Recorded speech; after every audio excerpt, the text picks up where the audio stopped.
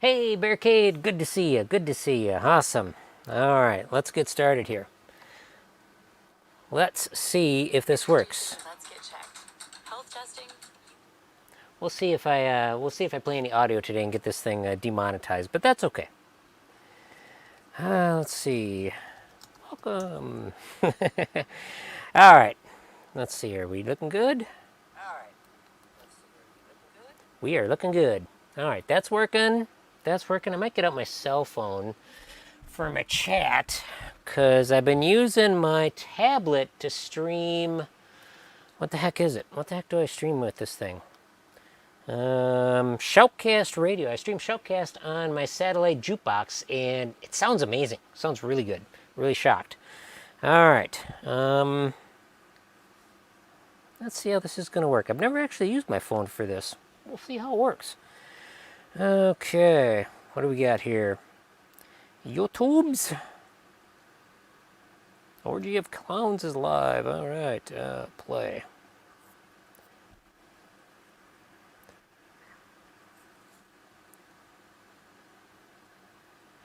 Okay, good. Good. Hey, I see you. Awesome. All right, there we go. There's a way I could get big chat on this. Never really played with this.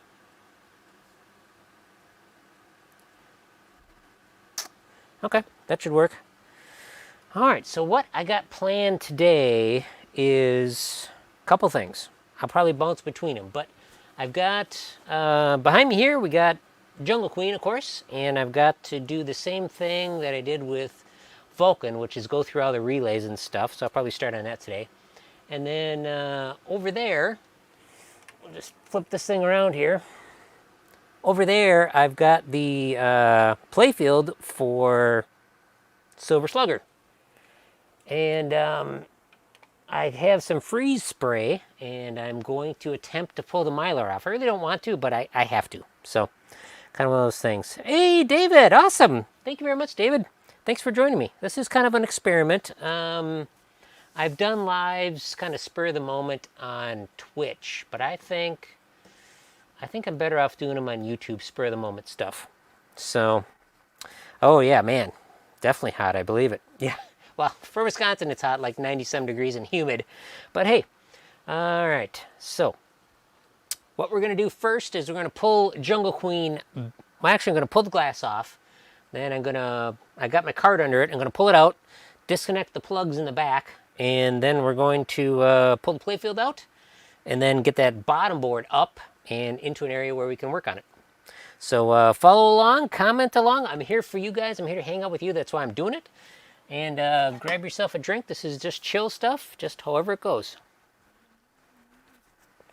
So we're just going to be chilling out. All right, let's see here. And I'll try to keep an eye on my views as far as how everything looks. Let's see here. That doesn't look too bad. So probably when I'm working, I'll be standing this way. That's why I got the camera over there. And probably get another light in here or something. But let's pull the glass off here. See if we can get you a little better view of stuff. All right, there we go. And I'm kind of an experiment. I'm using my phone to look at chat. We'll see how well that works. I'll probably be streaming Shoutcast a little later on the jukebox, so I'll try to keep it not too loud, you know, but I mean, if it gets demonetized, no big deal. Not going to lose the channel over that, but you know. Oh, that works so much. That works nice. Wow. I just fixed Vulcans, and I'm doing a video on that, but I fixed the lockdown bar on that, and it works so much better. Yeah, better than snow. Nice, David. I like it. All right, here comes the glass. Move this over here. Lean it on Electra, I think. There we go. Try to keep an eye on my battery, too, for my mic. I want to use the most bit I can out of it. All right, that looks good. We're seeing the chat nicely. Excellent. Okay. So now I'll put my handy-dandy cart to use. Oh, I got to get my key out. I suppose I could pull out the playfield, too. Doesn't really matter what order I do these in. Let's see, I don't need to pull this up. Man, this thing's definitely got the smell of old electronics. A little bit of mold, nothing serious. There's my back box key. Very important. You know, I might need to get into the back anyway to pull the playfield out, so bump her up a few pumps. And this is what really pays for it, man. This is so easy. So nice to be able to do this. What am I hitting? Oh, edge of the carpet. All right, now I gotta shimmy back here.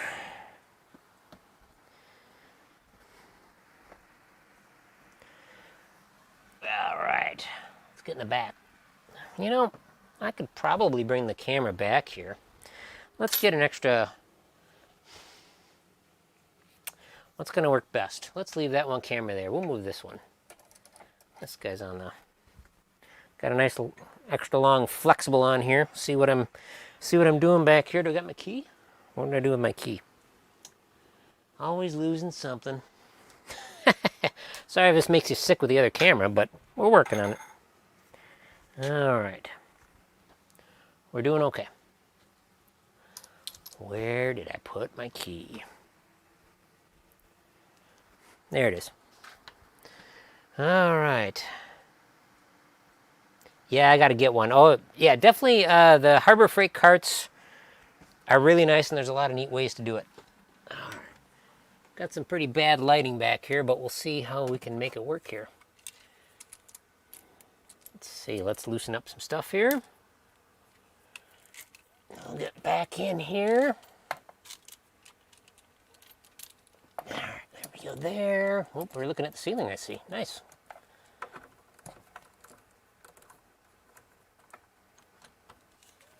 All right. There we go. That's not bad. Tighten up my little adjusting nut here.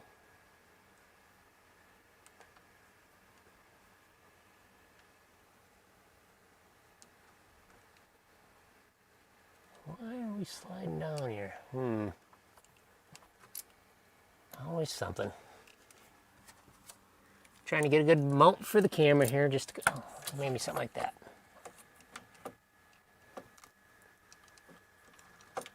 Yeah, there you go. As long as it doesn't fall, we'll be okay. All right, sweet. Okay, yeah, but the cart is amazing. Another thing I like to do, a lot of these back locks are fort lock type of locks, so I put the key number on the back box, so if I ever lose the key or something, I'll know it. I mean, I'll be able to kind of find a match without having to drill out a lock. They're really nice locks. All right, let's see here. This camera probably isn't the greatest in low light, but actually it's pretty crap. Let's get a light out. Let's put this back here.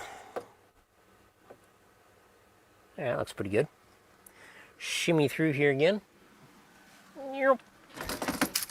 Oh, that was close. That was close. It's okay. We're doing all right. Nothing to see here. Okay. Woo-hoo. All right, grab a light. Where's the light? Got a flashlight. That'll work.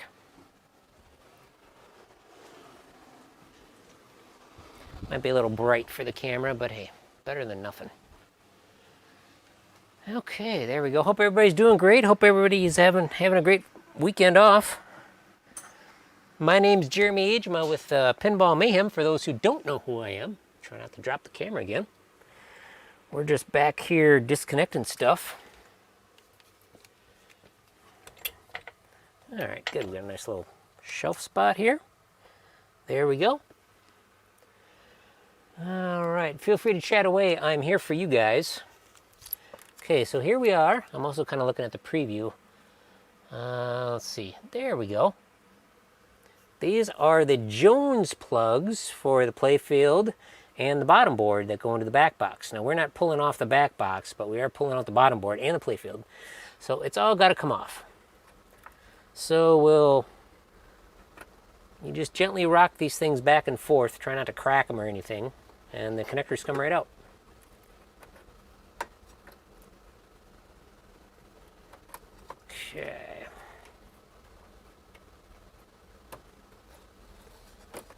I'll be looking. I had a bug in here one time, but that's all right. This is the player unit here, which is something I've got to probably really go through on this thing. Like I said before, this machine I've never had to go through. It works so good. I've only had to go through the score reels and then just do some little bit of troubleshooting every once in a while. But it's getting to the point where to make it reliable, I just got to go through everything in it. All right.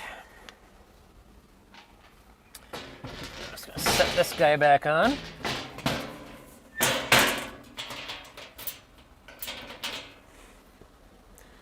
Put my key back here. All right, set that back, and hopefully don't drop the camera again. Luckily I caught it that time, that's for sure. All right. Okay, working my way back to the front.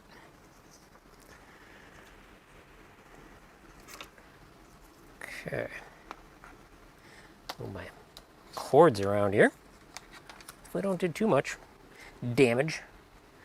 All right, that looks good. That looks good. My power cord's a little bit in the way here. I don't want to run it over with the cart. All right, slide this pup back. This is just so nice to be able to do this. All right. Lower it down a little bit. There we go. Pull off the handle. And we'll just get the handle out of the way. Then we can start pulling off stuff. All right. Got my chat here. We're looking good. What else we got going on? That looks good. If anybody's got any questions, let me know. You know, I am here for you guys. Okay, just keep an eye on my mic. Oh, man. All right, so first off, pull out the ball. I just shove it over on these Gottlibs, and it goes right into the shooter lane. And this ball is in actually really good condition, so do that. The weird thing about Gottlibs is Gottlibs have a lock on the bottom of the playfield. I don't know why, but they probably always have, because even Silver Slugger has it.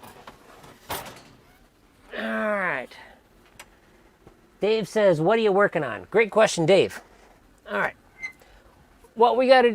I got a couple things on the plate today.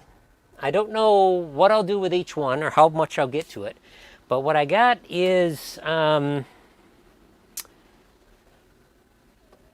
going to work on this mess today. I'm going to go through the relays and clean this. I don't know how far I'll get. But also, I have Silver Slugger set up on a piece of wood on the shuffle alley there. Makes a really great workbench, let me tell you. And I got some freeze spray, and I'm going to pull off some Mylar, hopefully, and we'll see how that goes. So, I'm not really sure how well anything's going to go today. But, you know, it's just fun. We're just hanging out, chilling, and I really thought I'd bring you guys along for the ride. I've kind of wanted to do it for quite a long time. But, yeah, great question, great question. All right, so I need to disconnect the connectors for the playfield here. For those of you wondering that I mentioned the playfield lock, this is the pin. This is where the pin goes. So if you're trying to remove a playfield off a Gottlib, you got to have the coin. You got to have the coin door open and this guy down for the playfield to come out. Because over here, this one's actually missing it. It's got a little, like a bullet kind of thing that fits in here. So this game, somebody actually got pissed off and took it off. But Silver Slugger still got that exact same mechanism on it, which is kind of surprising. Kind of interesting. All right, so, all right, yep, unlike Bally. All right, I did misread your question. You said, why are you working on it? That's a great question. I am working on Jungle Queen, David, because with Jungle Queen was in amazing condition when I got it. It was in person's house. They bought the house with it, and it came with the house. And I ended up getting a deal many years ago, and all I had to do really was clean the score reels, and it worked so good that it was pretty early in my pinball career. I just didn't go through anything. It worked plenty good. With a little bit of troubleshooting here and there, it's been able to work good. But now that I've been streaming it, and it's got an issue where every once in a while it won't award you bonus. And if you're playing multiplayer, it's kind of irritating. You got 9,000 bonus saved up, and it just kind of transfers over to the next person. But that's a weird problem that doesn't happen much. So I don't know what that is. And last time I streamed it, it kind of reset on me, like after the first ball, or maybe before I even plunged. I don't know what it was. But it's like, it's been kind of acting up a little bit. And like I said, I've never gone through it, so now's the time. Well, now I'm taking the time to do it. I should say that. All right. Okay, let's see here. Let's pull off the connectors for it. Bonk. Sorry, high speed. All right, so we'll get you in here for a good view. All right, what do we got? Try to look at my other view while I'm doing this. Probably should unplug it, huh? Might be a good idea. There we go. Sometimes life's more fun if you don't, though. Okay, let's loosen up this super duper mount I got.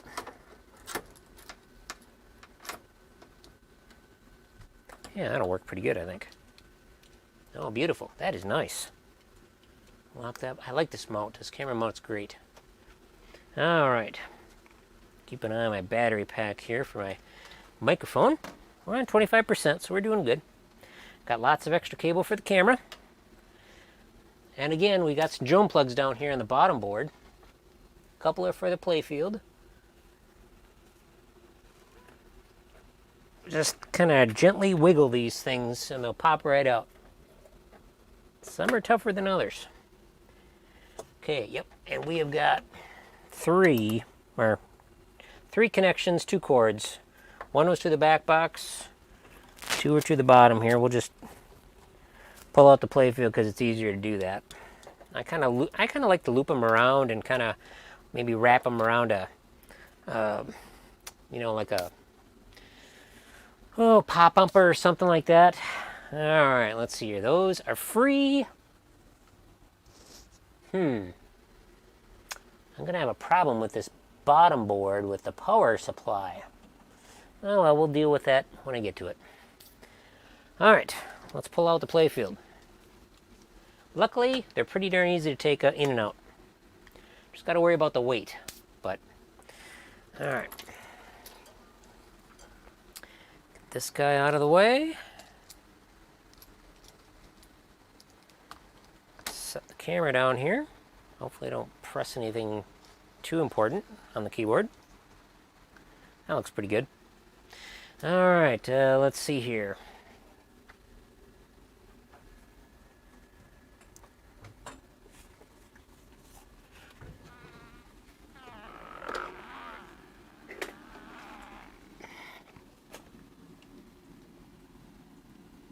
Okay, make sure I'm not stepping on anything important like a camera cable or something. We'll bury this over here. I won't need it for a little bit.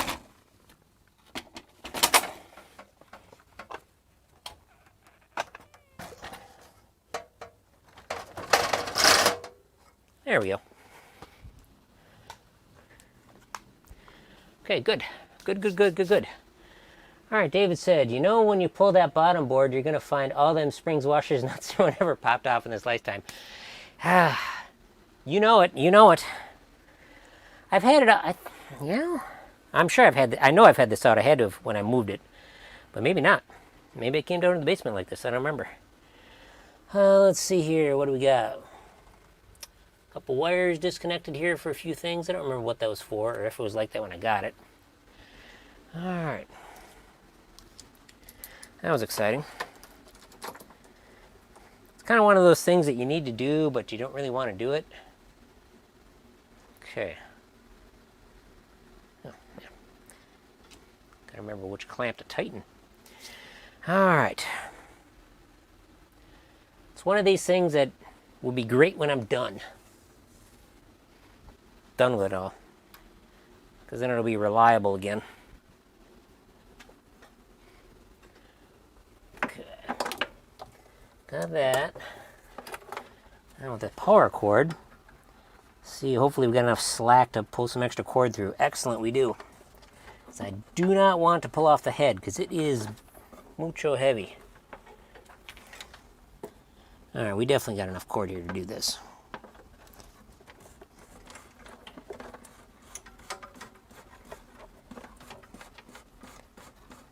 Alright, that's more than enough cord. I like to put super long cords on my pinball machines. Alright, so I've got to pull off the, since they don't have a nice connector on them, I've got to pull off the wires for the buttons, flippers, the flipper buttons, and the tilt bob assembly, and the chime. I don't want to disconnect all the wires on the chime. Wouldn't be the end of the world if I did, but just why do extra work when you don't have to? It does have a counter here. I thought it didn't. Alright, here we go. Let's grab me a nice precision screwdriver. Oof.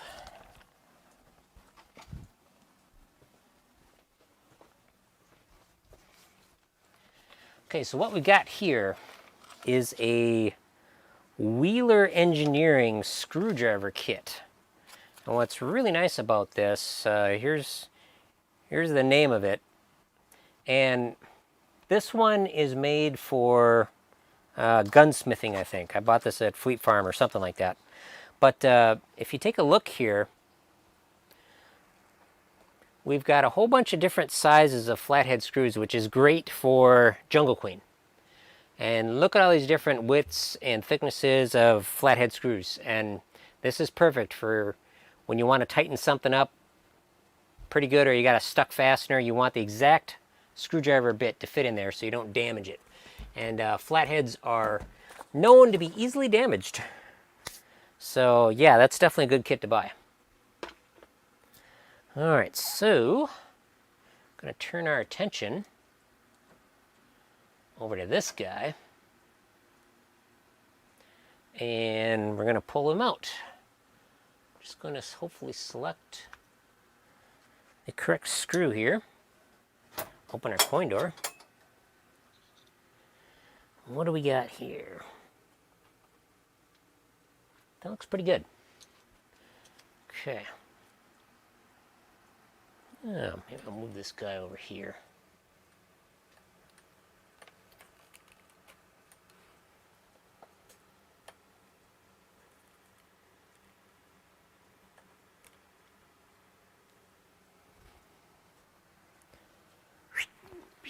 Alright, looks good, looks good.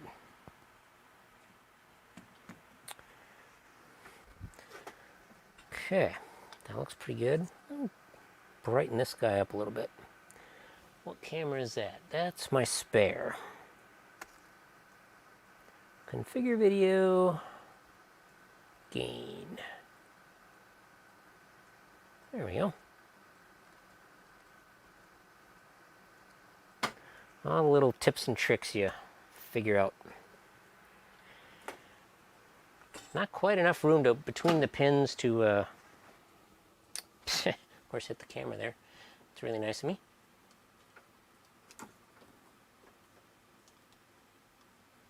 All right. Pull this guy out, and maybe after I get working on this, we'll pop on some music or something, see if we get demonetized or something like that. Okay, we've also got a harness that goes through here to the coin door. I just need to get that out of the way. Move my chat over here. Appreciate you guys hanging out with me. Okay, what else we got?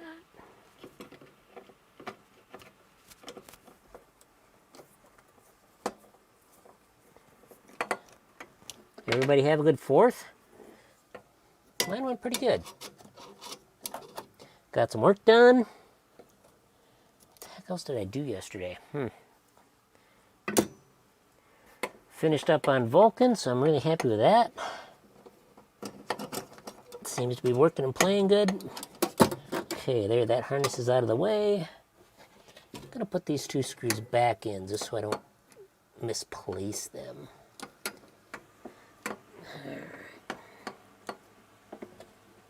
Yeah, David, generally when I move a machine, I'll pull the bottom board out. So where'd that other clip go? Great, I'm already losing stuff. It's not the end of the world, just oh, there it is. Stuck with this harness. Alright, so yeah, like I was saying, when a machine comes into the house, it generally comes apart because of the tight area in the doorway. But like when I last pulled out top hand, I left the bottom board in. Alright.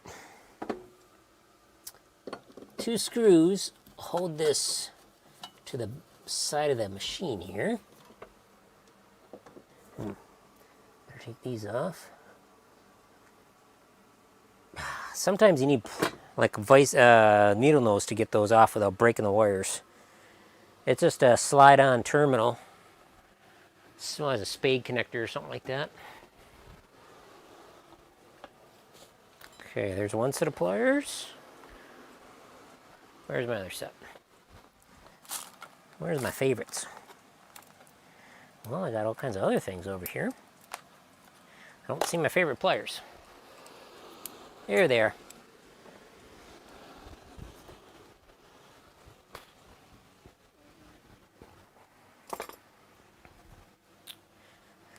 All right.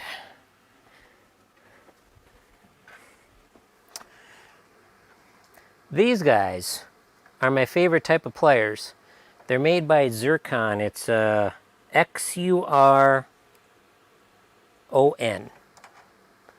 They sell them in hobby stores and whatnot. It's just a little needle nose plier that's spring loaded, springs open. I don't know what model these are. All right, it says tweezer nose on the side there, but this, I've got like 6 of these things because I use them all over the place, and so I have some in the garage and have some in the basement, and stuff gets interleaved, you know, changes around, so I buy extra. Okay. There's one out.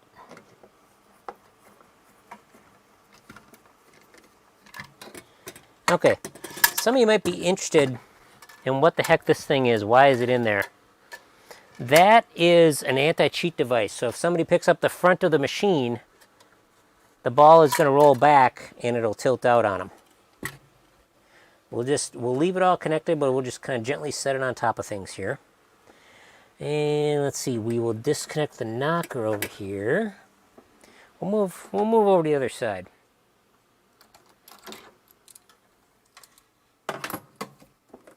Okay, got everything disconnected on that side. Hopefully I'm not snarfing the wood up too bad here. Let's see. Yeah, that looks pretty good. Sorry it's a little dark in there, but well, maybe we can brighten it up a little bit. I don't know.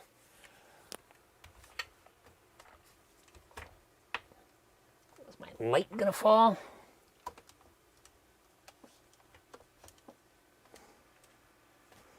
There we go. That looks pretty good.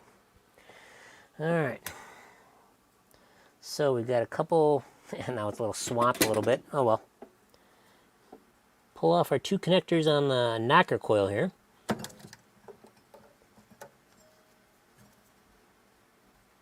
Doesn't matter which way I put them back on. Okay, those are off.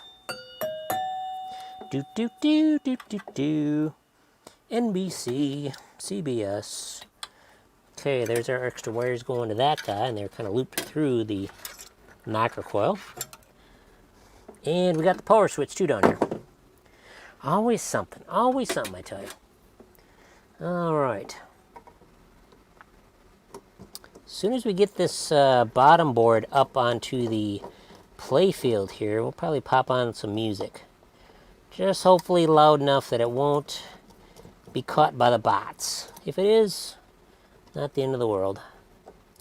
Not like I'm going to make a ton of money off the stream anyway, but that's not why I'm doing it. I'm doing it because I want to hang out with you guys answer your questions, see what's going on, see how your 4th went. Wife spent a fair amount of money at Walmart parking lot there with the vendors for fireworks for my 14-year-old son, and he's not a pyro by any means, but seemed to enjoy it. Okay, move these screws over. We got 4 screws with washers on them. And let's see here. Got a little cap here. Boy, we are totally bad with this. There it is. It says Gottlieb on it even. That's pretty cool. This is the cover for the switch. And here is our fancy switch. It's just a little push button switch is all it is. Okay. And we've got a little plate. Goes under it, so you can't unscrew it. Cause all kinds of mischief. Alright, what do we got? I think we just got the 3 screws here. Alright.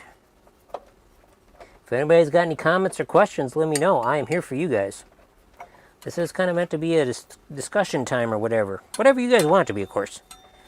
But I'll babble on as I do anyway. Okay, we are just removing the chime unit here. We're going to set this on top of the lower board here, motor board, relay boards, all kinds of stuff.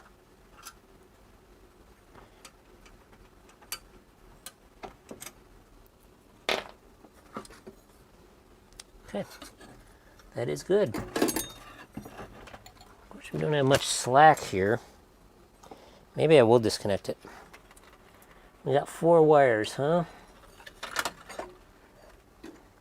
I think I will disconnect it. I think Vulcan had a little more slack on it, but I'll disconnect it, but I'll take a little photo first. Let's see, there's my other camera.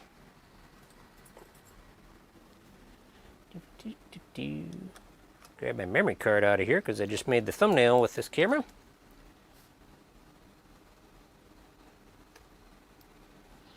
Okay. Say cheese. Alright, let's see. How about I focus it first? Whoops. Just turned it off.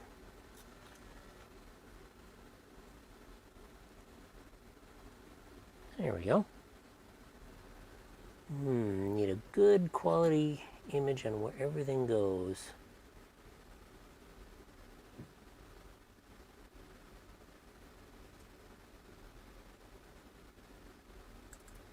That looks pretty good. Alright, that'll be enough to get it back to air. David says, good idea. Thank you very much. Appreciate it, David.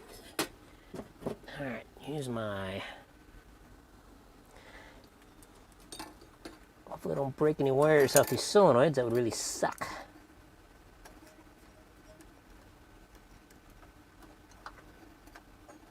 Alright, one more. Okay, chime unit is free. Okay, there's that out of the way. Pull this a little bit out of the way, and we'll get our big butt screwdriver out. So I can, well, you know what? I can use one of these from my screwdriver set here. We got definitely some big butt screwdrivers here. Excellent. We have 3 screws that hold this thing in. We'll change the camera again. Okay, where are we at? I need a live view, man. YouTube is too slow. There we go.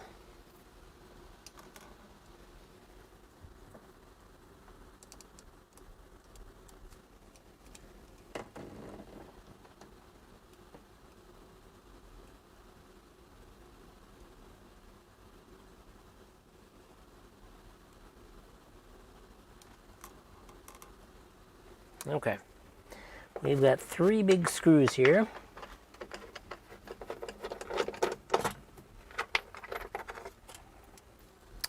Here's what we got. Pretty good sized bolts. 5/16, 3/8, something like that.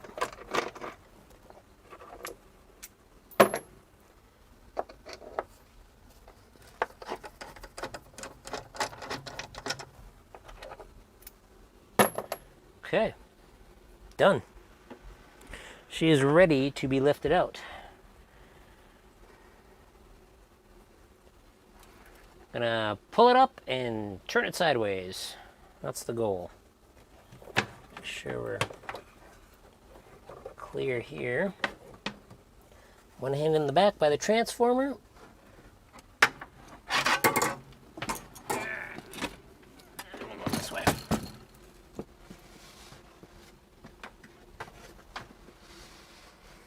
Hopefully I don't have any big mistakes here.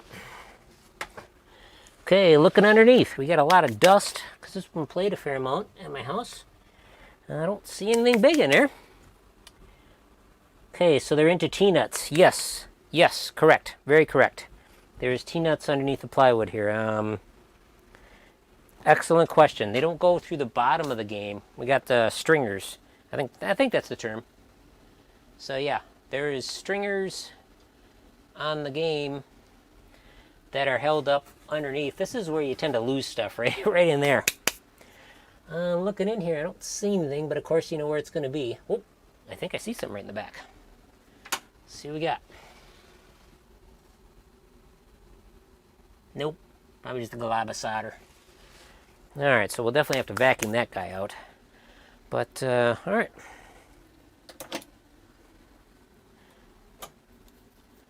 Great question. Great question, Dave. I can see you're paying attention, which is good. I appreciate it. Nope. Better put my back box key back. Set it in here. Okay.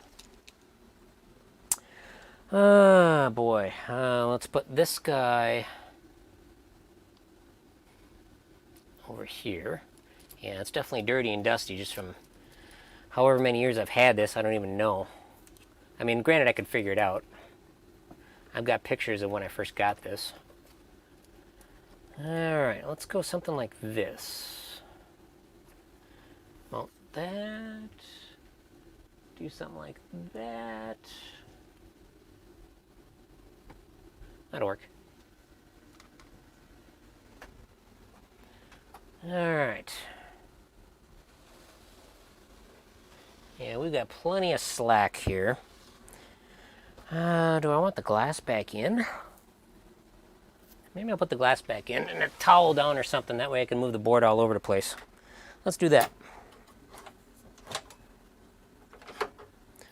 Okay. Time to put the glass back in. Stringers, stretchers, tomatoes, tomato, depends on what form. Yep, good point, good point. I am definitely not a woodworker. Okay, Glacius. Glacius Maximus is over here. Okay.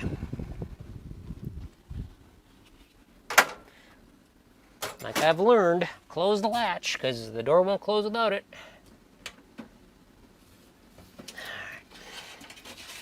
This back in place. Ah, darn it, I can't. Cord. Always something, always something. Well, if I put enough cord out,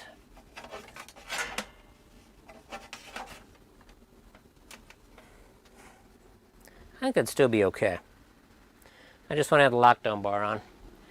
And we'll run like that. We'll try that. Not too worried about it. All right. Put my protective towel down.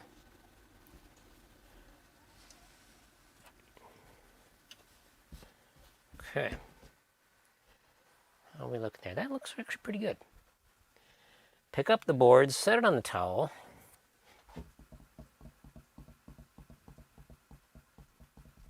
Wonder if it's worth it. You know what? I'm gonna say no, it's not worth it. All right, pull this back out. This is how I do all my projects. Think of some ideas, weigh them, try them, reject them, do other stuff. All right. Take this guy off. Bring this guy back. I don't really want to work on this right now. Kind of want to take this out to the garage, but I can't. Mainly because I got everything all connected here with the power. I could undo the power cord, of course, but no biggie. No biggie.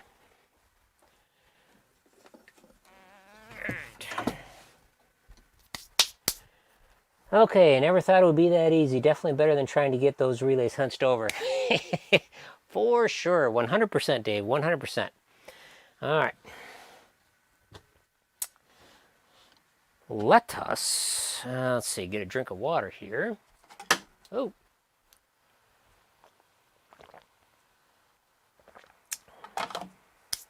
How's my telephone doing? Telephone's doing good. See, we got a couple podcasts coming in. What do we got? Pinball show. All right, that's good. And super awesome pinball show. Nice. All right, got a couple downloads I'll have to do later. Okay, what else do we got? Get this out of the way. Here's my tablet. Let's hook up my tablet to my jukebox. Turn the volume way down.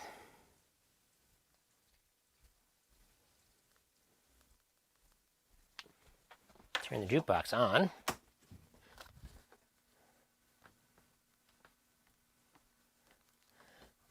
Auxiliary input on.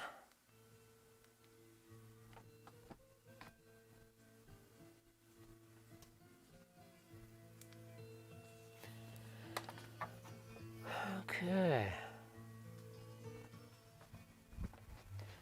Got a little quiet music on. All right, this definitely beats watching Judge Judy.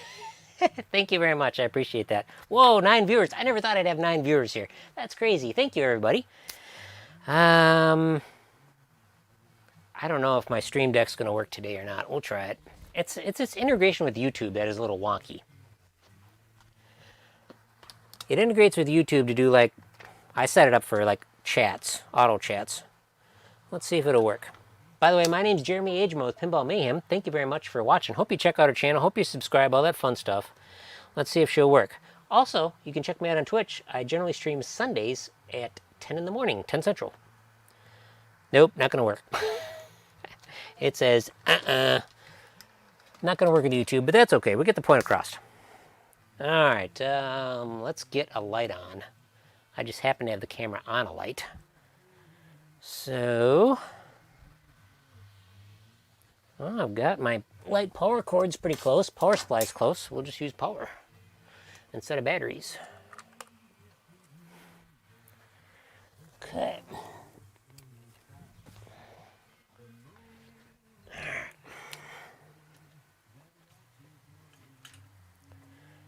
Okay, there's that guy. Clamp this sucker to the light.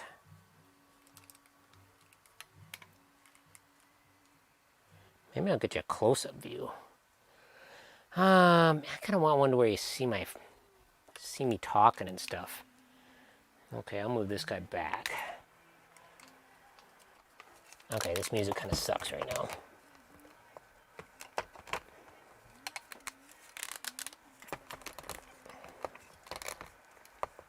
Okay, bear with me. Get the camera straightened out. Well, that looks pretty good.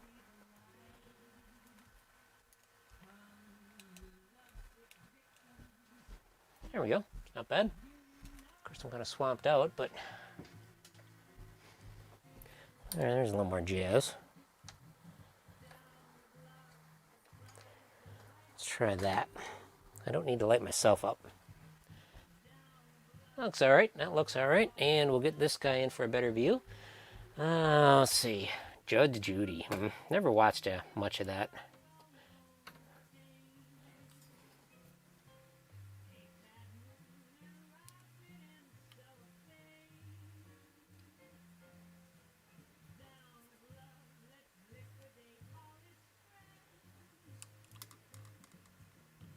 Okay, good. Yeah, that looks good. I like that. That looks really good. Okay, man, this board is crap. Well, gee, let's take one of my air dusters to it. Just bought these at Sam's Club. Way better price at Sam's Club, let me tell you. I bought these. This is what I bought at Sam's Club. It was $10 for 4, which is, by today's standards, a very good deal. At the local Office Max, they wanted, online was halfway reasonable, like about $5 a bottle, something like that. But in the store, it was like $10 a bottle. It was nuts. Menards sells something like this for about $5 a bottle. So, no brainer. All right, let's get this ripped off of here. Get a bottle free. And use it for what it's meant for. Amazing. Dusting. Who'd have thought? I'll worry about the floor later. Like I said, don't know how much we'll get to. Maybe I'll get bored with this relay cleaning and I'll jump over to the Silver Slugger here. Okay, what do we got to do? Tear off tab. Okay.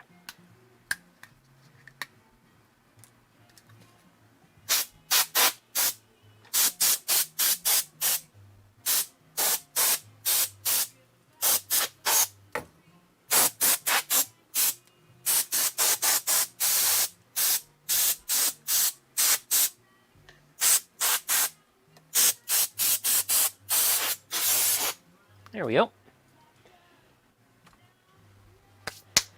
Very nice, very nice. Take another drink of water.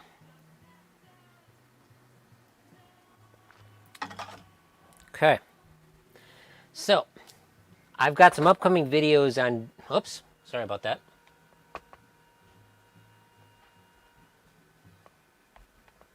I'm sure I can do this better.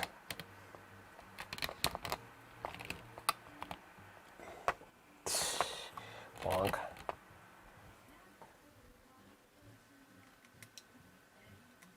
There we go. All right.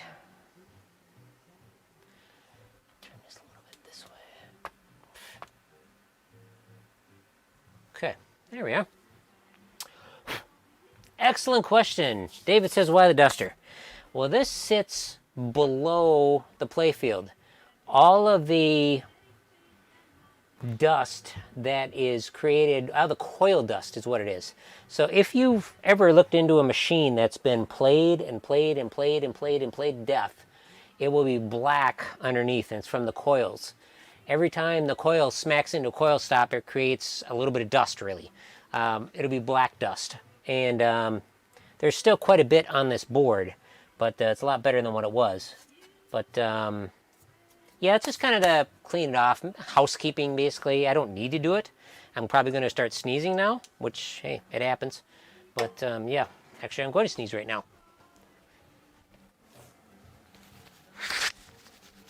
Amazingly, I didn't.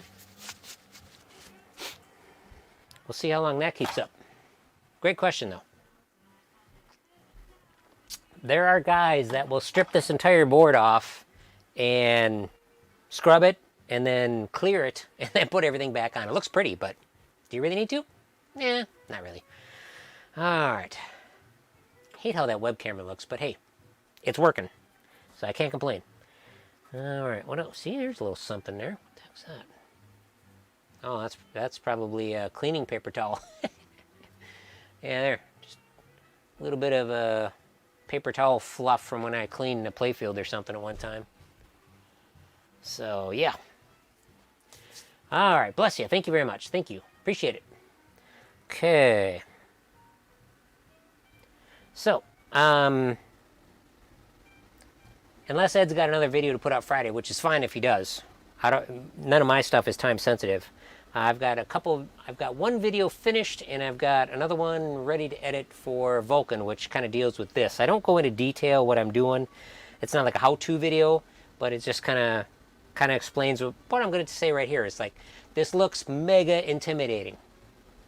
You look at this and you go, wow, so many contacts and everything. It's nuts. How can you do that? All you got to do is take it one relay at a time, one set of contacts at a time, and you do fine. So all I'm going to do here is take my favorite pliers, and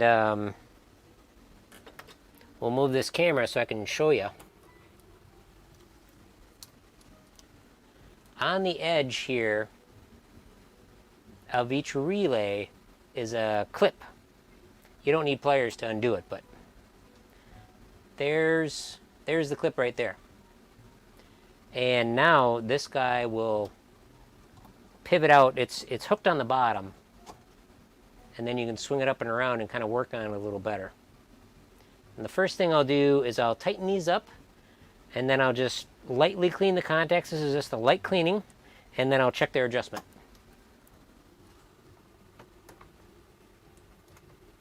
Okay.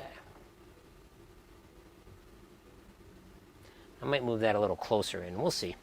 All right. Got my cleaning file. This is actually an old file that's like doesn't really have any bite left to it, or very little. It actually works really good for this because I don't want to take off much material. I'm just cleaning these up a little bit. Oh, gotta get my aid for my eyes. Okay, let me grab the box so I can show you what these are. Walk down this way, walking, walking, walking. Okay, here we go. These things are a lifesaver, especially if you're over 40. But once again, pulling that board makes life easier for sure. I've worked I've worked plenty on not doing it, and yeah. All right, here's what I'm using.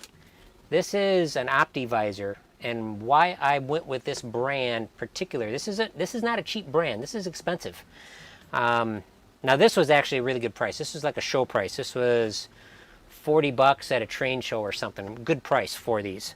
But these are not, I mean, the outer shell is plastic, but this is glass. Optically ground glass is what this is. And it provides a uniform image across the whole area. And it comes in like 6 or 7 different magnifications. I've got a 5 and a 7.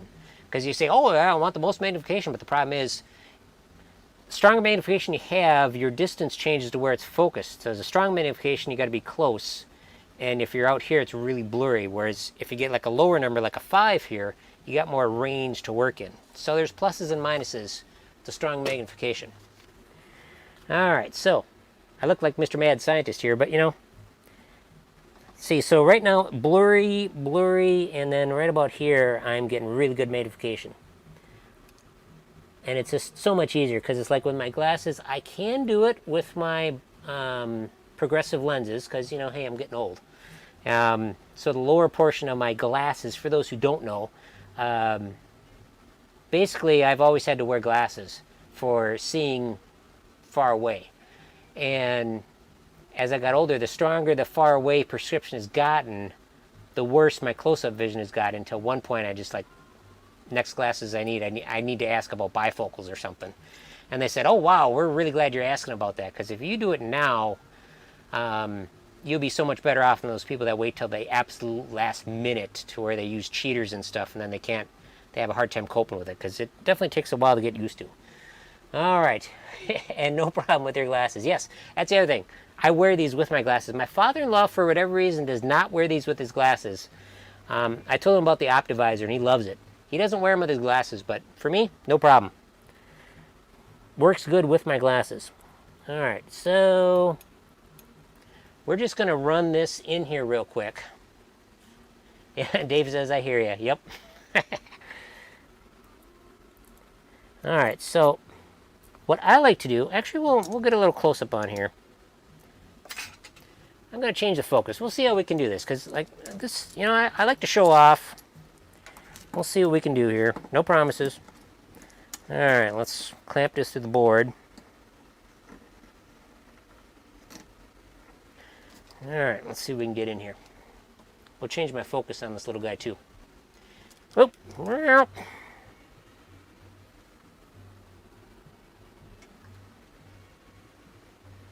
right. I gotta Loctite some of this stuff in. All right. Now let's pop open, let's see, that's my face camera. Configure video. We want, let's try autofocus.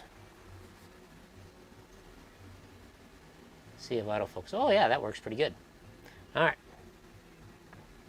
So what we got here is we've got not the best focus in the world. All right, there we go. As it changes. All right, we'll have to go manual. Focus. There we go. Nice. Oh, that's much better. Okay, so what we got, you can barely see it here, but we got one on the bottom. That's called normally open, because when the relay is relaxed, that bottom contact right there is open. And on the top, we've got just the opposite. When the relay is relaxed, this top one is supposed to be closed. Now, before I even touch these contacts, I'm looking to see if the contacts move a little bit when they actuate. Let me see here. Okay.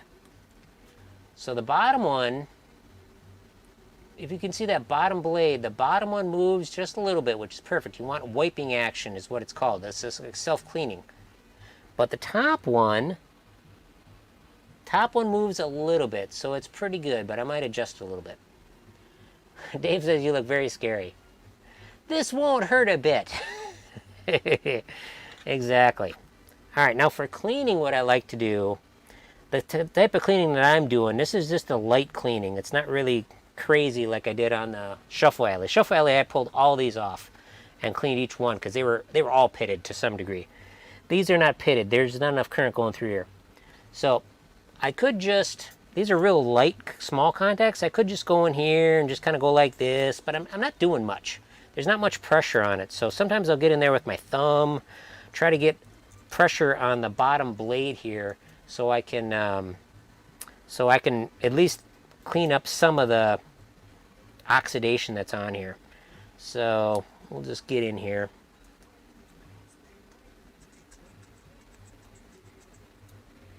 All right. The top one's going to be easy because I can just push on the top of the blade. Again, we're not going for super duper clean here. We just want something that's better than what it was. Let's see here. Let's move the light a little closer. All right. Now let's configure my, we'll just go wholesale on this. There we go.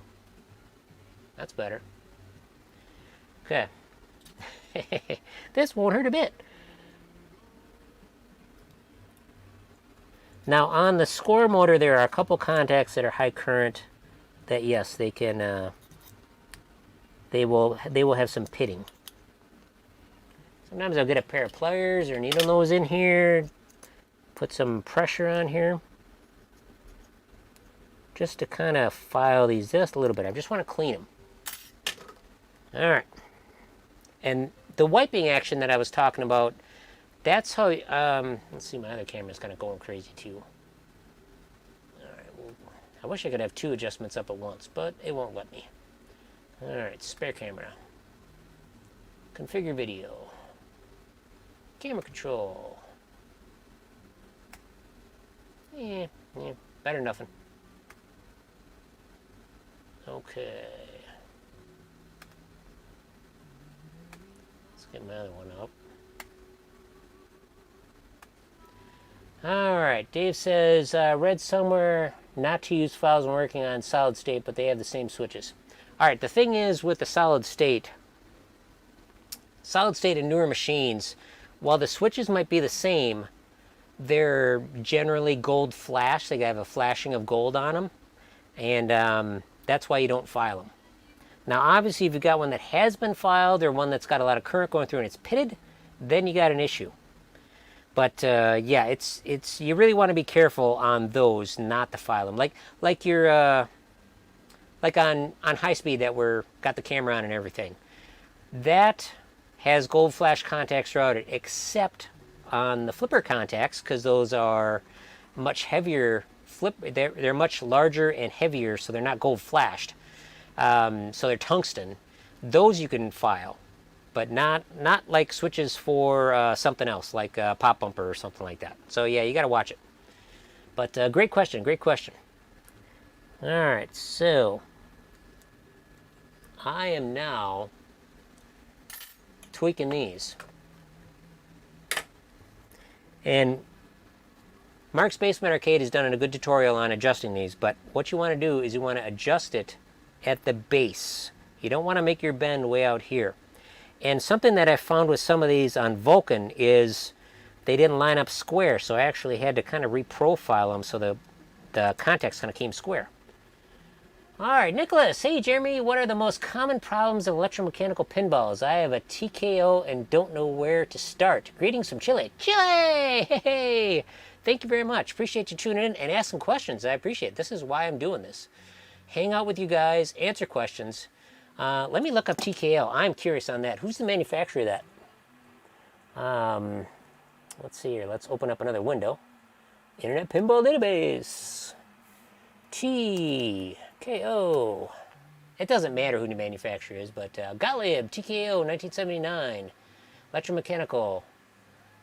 Really? 175 units? Wow. All right, let's look at that sucker.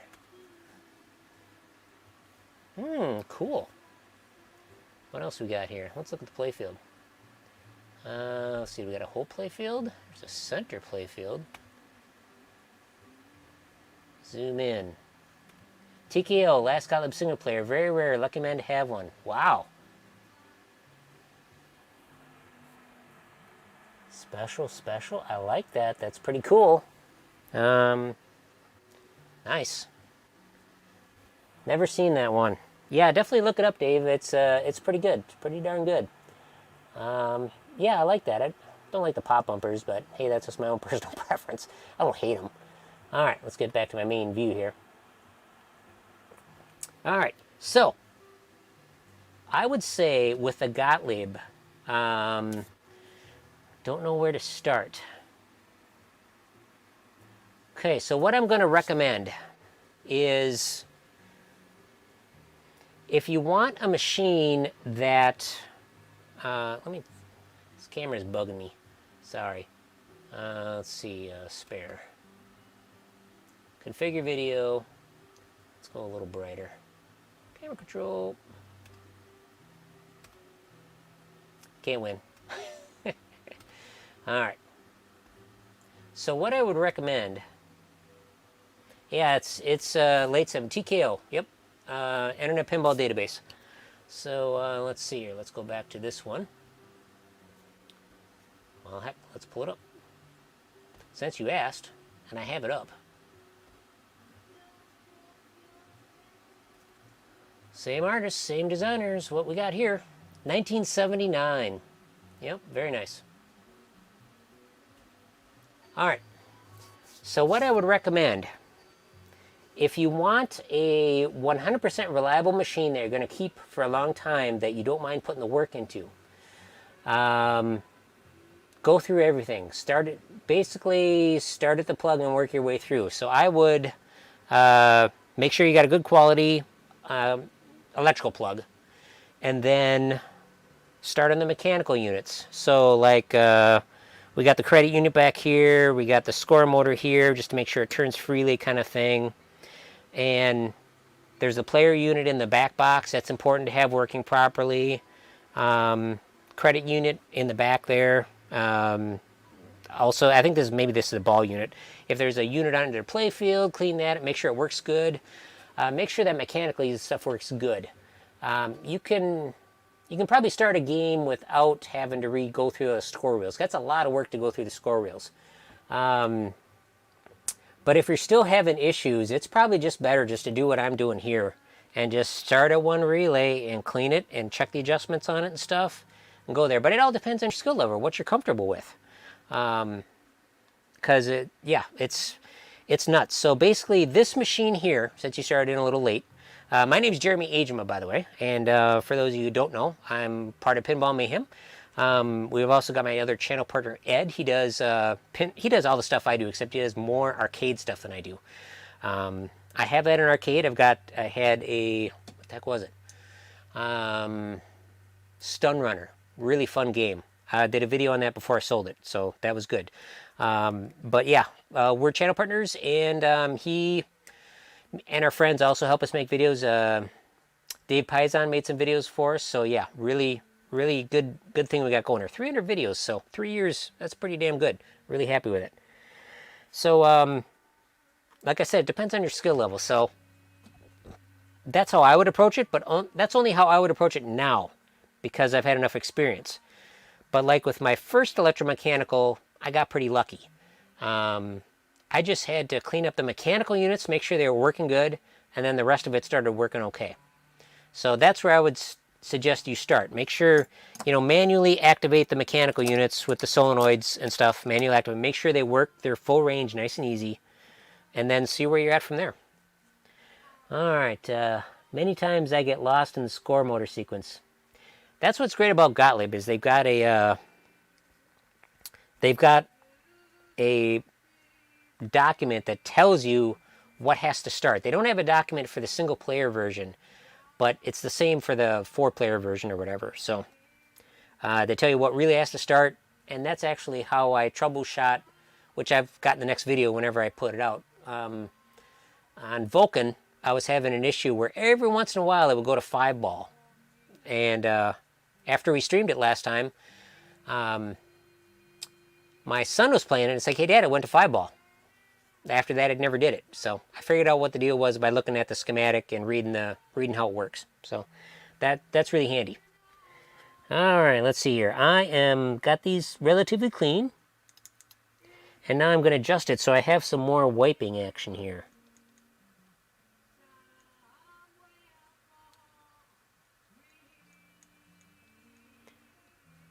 On these single contact ones or ones where you got 1 or 2 contacts, it's no big deal if you have like too much wiping action, but the coil is only so powerful. So I found out early on with Jungle Queen, I had a relay that wasn't working right, and it's because I had the tension too high because it had so many switches, I had the tension way too high. Okay, I'm going to bring up that bottom one a bit. These are super small relays. I don't like them. I don't hate them, but I don't like them. I'm going to change the profile of this in the middle here.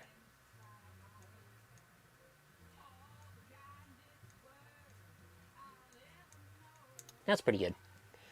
All right. David says, huh? All right, let's see here. Okay. See how we're doing here. Try to get a...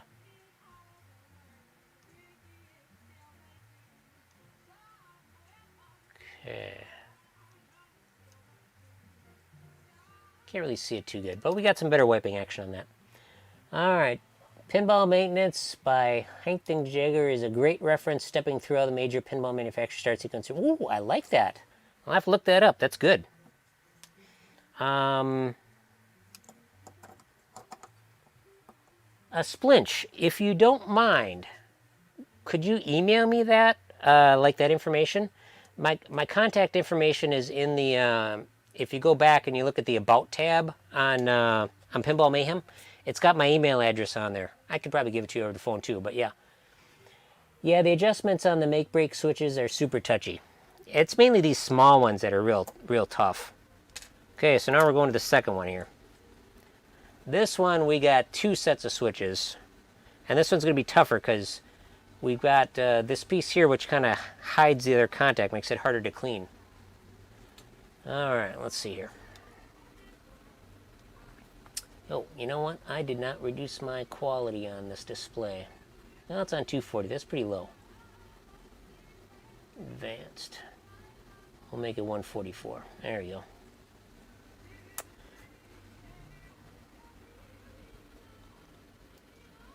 So try to get my thumb or tool in there or something.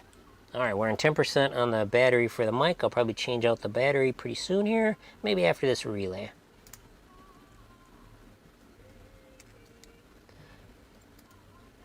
So the reason I'm doing this work is just to make this game more reliable, because I've never gone through it totally. And I've owned it several years, and it has a few little bugs, kind of mainly where it doesn't pass on you don't always get your bonus, but it's so rare that it happens. Of course, it usually happens when you get a dollar game going or something. It's like it knows.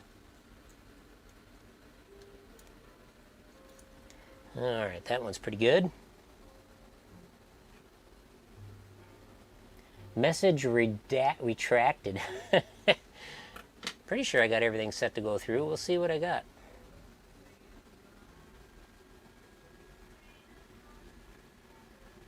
Well, we don't want to do that. Let's make you a moderator. You're in here often enough, David. So now you're a moderator, David. You've got the power. Alright. I don't know if that'll give you any more powers or not, but... Alright. That was on my end. Okay. Now you got a cool little icon. Alright.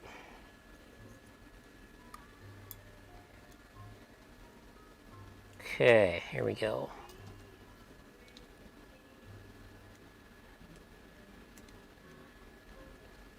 So I'm putting the file through one set of contacts so I can clean the second set that are much harder to get to. Oh, you know what I forgot to do on that other one? I forgot to tighten the screws. That was a no-no. Well, oversight really.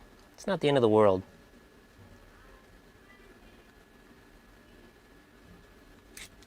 Alright. Let us... Where's my other screwdriver? Not the end of the world. Okay. We'll get to my bits here. We'll get a small bit to fit these screws here.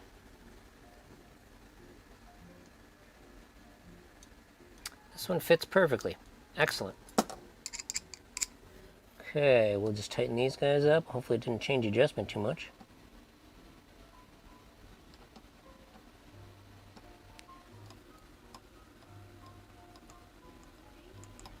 That looks good. Now I'm not cranking on these because these are really small screws, but watch how far it actually turns. Some are more than others. Let's see here. Try that. Yeah, that was just like a 1/16 of a turn there. Some are, depending on the age of the machine and when it was last done, storage conditions, it can be a lot. That one's good. That one's good. Alright, yes, first thing, tighten all the switch screws. Yep. But it wasn't enough to make any difference. I checked that other adjustment there. It was good.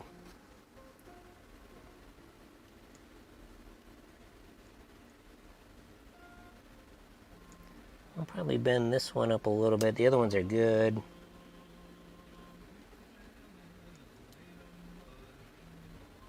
Okay.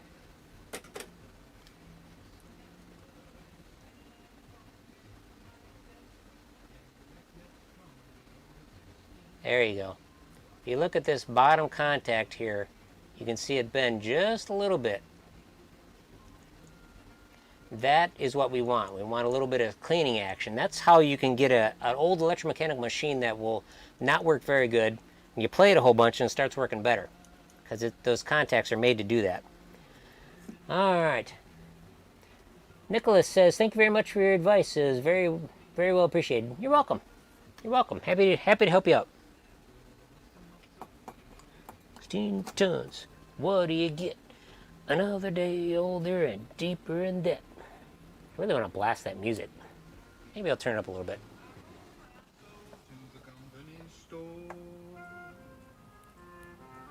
Of course, I'll probably get demonetized for it, but no big deal on this video. All right. Time to move down to the next one. Okay. Same kind of thing here. These are all normally open contacts. What do you get? Another day older and deeper in debt. I owe my soul to the company store. I'm listening to, what the heck is it? Blues Radio on Shoutcast. I usually have a pretty good mix on there. I used to listen to Shoutcast all the time on my PlayStation Portable. Had that out in the garage.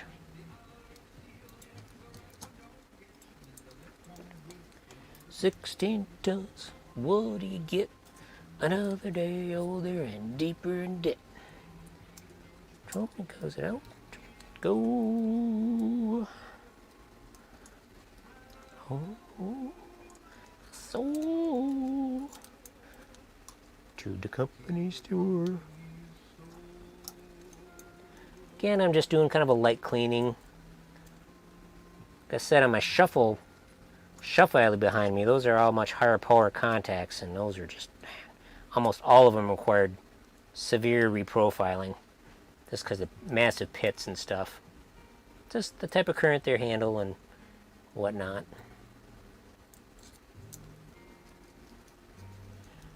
Okay. Yeah, definitely glad you're here, Nicholas. Appreciate it. All right, now we'll check our adjustments.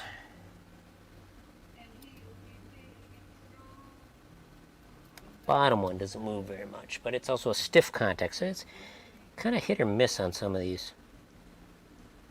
This kind of reminds me of that Bally shit contacts. I call them shit contacts because they're real tiny. Bally Seesaw I worked on, spent so much time working on a few years ago. Man, those are kind of miserable to work on.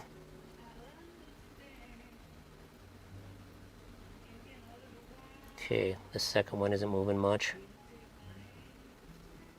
Doesn't take much to bend these.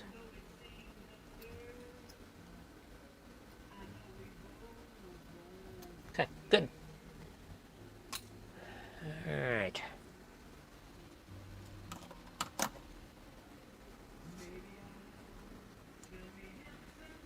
Okay, that's 3 done.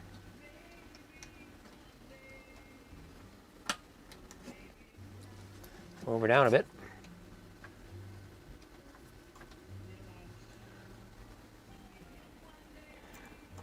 It's nothing to be overwhelmed by. You just take her one piece at a time. Oh, we got a special contact on this one. All right.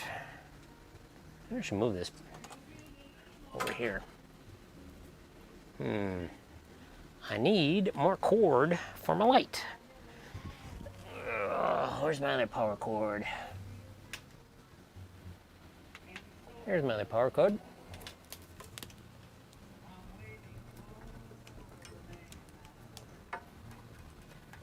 Just insert these. One end's male, one end's female, so you can...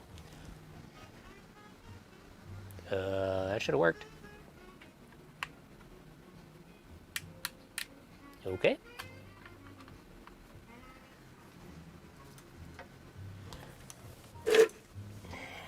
That's kind of weird.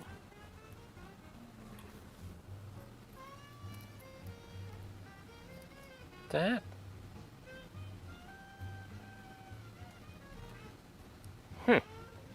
Very strange. We'll try it the other way.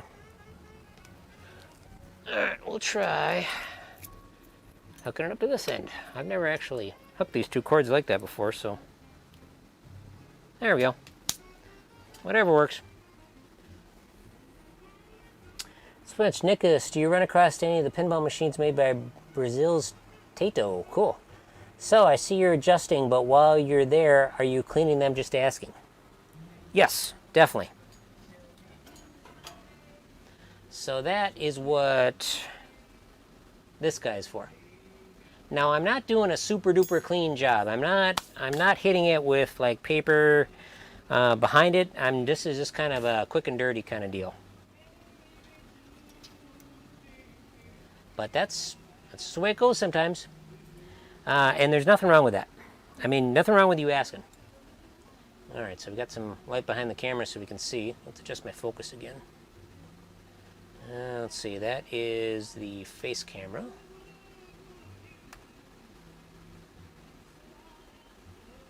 Good. Camera control. Focus.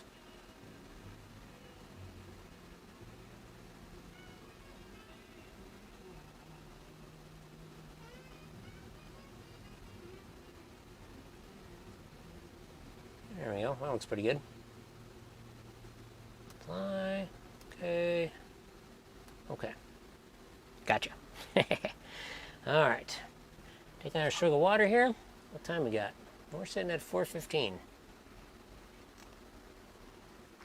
I definitely want to play around with the freeze spray a little bit too. Oh yeah, I was going to change the battery out of the mic. I'll do that right now.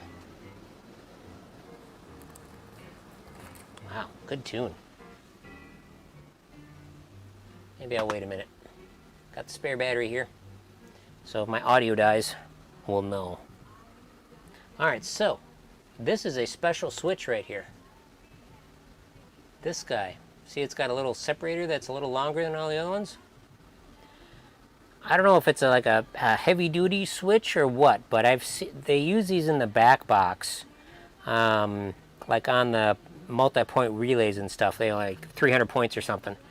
The relays that actuate a lot. What relay is this? 500 point and add bonus. Yep. So if this is a 500 point relay, this guy's getting a lot of workout. So these guys can actually tend to crack. And I had that happen because I think it was on Vulcan. You would hit a slingshot or something like that, and you'd hear the score reel go, but the bell would not go. That's because that contact was broken off and gone. That machine's kind of had a hard life, but I think that's more of a heavier contact. All right, Bearcade, how's it coming? Going good, going good. We on relay number 4. So one of these moments I'll stop and we'll try a little freeze spray action on Silver Slugger. But the music's flowing good. Listening to blues on Shoutcast. Listening to blues radio actually. Sounding really good with going through the satellite jukebox. I barely got enough room to. I'm gonna have to widen out this contact so I got more room for my file in here. This has got a super. It's another thing on here. This bottom contact here, this bottom rail is super solid. It's very heavy, very thick. It's a backer piece or something. So we'll just kind of bend this down a little bit so I got room for my file in here.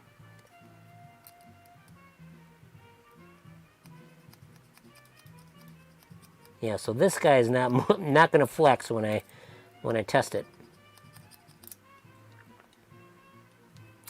Okay, now we'll work on cleaning the other side.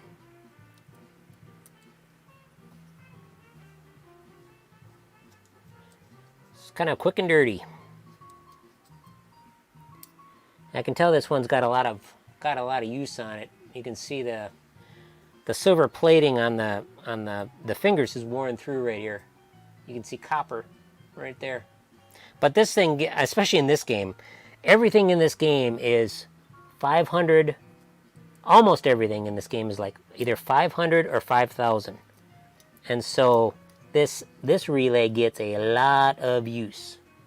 A lot of use. Alright, let's see. What the heck, this guy. Just get in here to kind of put some upward pressure on the bottom blade. And the way I approach cleaning stuff, fixing stuff, it's different every time. It depends on the requirements of the job. And like with the shuffle alley, I knew what it was. I mean, I knew it was something that I was going to keep for a long time. Something I wanted to have 100% reliable if possible. So that's why I took all the switches totally apart. I did not attempt this kind of repair on that because it would have worked. But it wouldn't have worked 100% because, man, considering how many of those switches were actually pitted, oh, it's crazy. All right. Just got some news. A trade with a fellow arcade guy fell out. Oh, that sucks.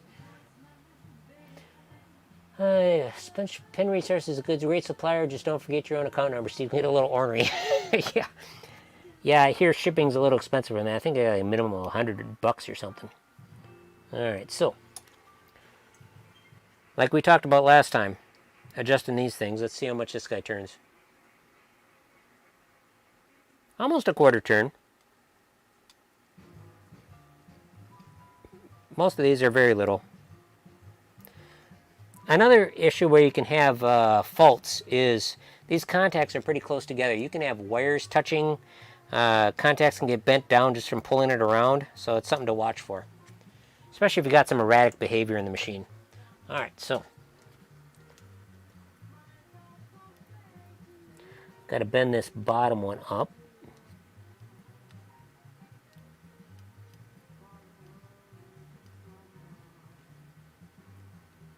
We're not going to get any wiping action on this bottom one because that bottom blade is like super heavy. Those look good.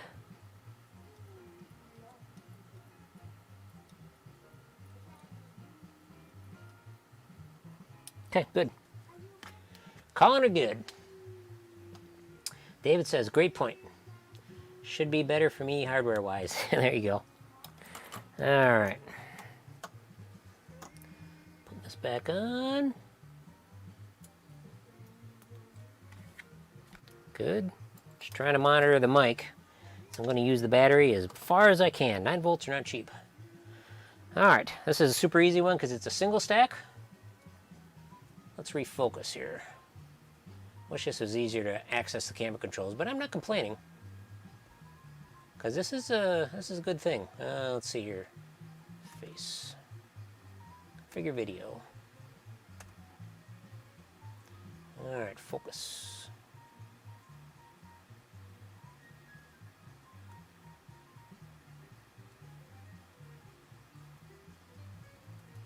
Oh, I can use the arrows. Nice. Ooh, that's good. That makes it much easier. All right, cool. Slide this guy down all the way. We'll leave that. We'll leave it up to where I can maneuver it easier.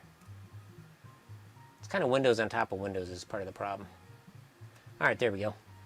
Excited to play Jungle Queen after these repairs. Actually, it played really good when you were here. It didn't hiccup at all while you were here. So, Vulcan is the one you should be excited to play. All right, so let's see how far this turns.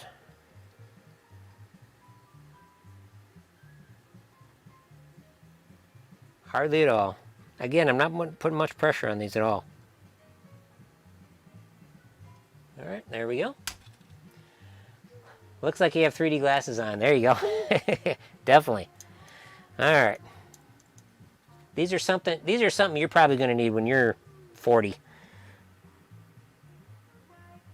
All right. Let's do a little cleaning. At least this one's easy to do. Get in here, get in whatever I can. Put some pressure on the underside of the blade. Don't have to go crazy. And also, fixing a pinball machine, hardly ever do you ever want to spray anything anywhere. Like if this thing was totally gunked up, I might move it off the board and hose it down with electronic cleaner, but that would not be my final fix. If it was that bad, I'd probably take it all apart and clean each switch individually. So, it's a very important thing to note. Sprays do not fix pinball machines.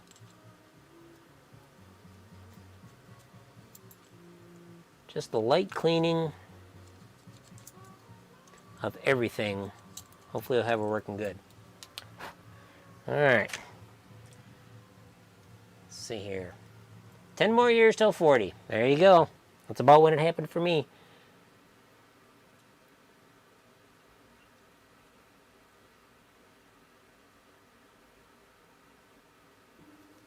Gonna adjust the top one up just a smidge. These things are so... That's jazz? Alright, let's get the blues. I want blues. Adore jazz. You don't know what love. Okay. Blues radio, there we go. Get some blues going. Man, I want to crank this so loud. It's just some really good tunes, man. Alright. So what I'm looking for, so we always have people tuning in and whatnot, is I'm looking for the bottom blades to have a little bit of movement when it fully closes. There, we're in focus. And just see the bottom blades tweak just a little bit. That's what we want. That's cleaning action.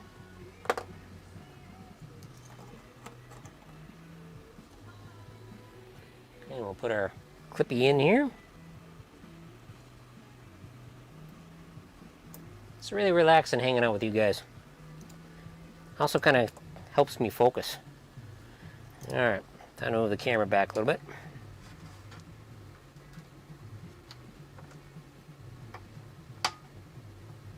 Okay. Let's look at this guy. Bonus score relay.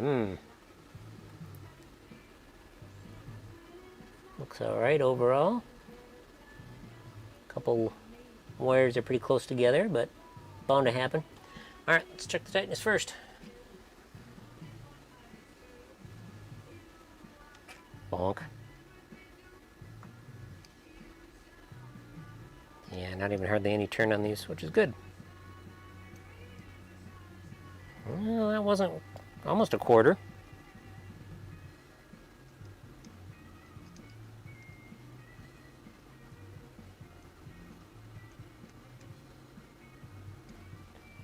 Okay, good.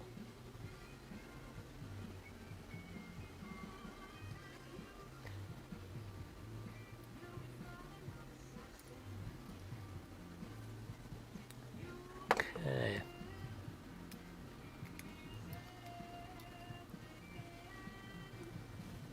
So, Bearcade, did you check out Ed's video of the swap meet there? Do you like it?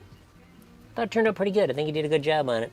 He actually edited it together. I just kind of oversaw it and looked at the final product, and I don't even know if I did anything to it.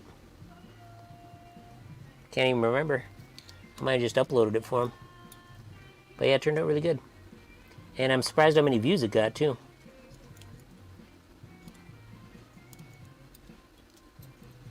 Got like 300 views in 2 days, which is not a record for us, but it's been a long time since we had one like that.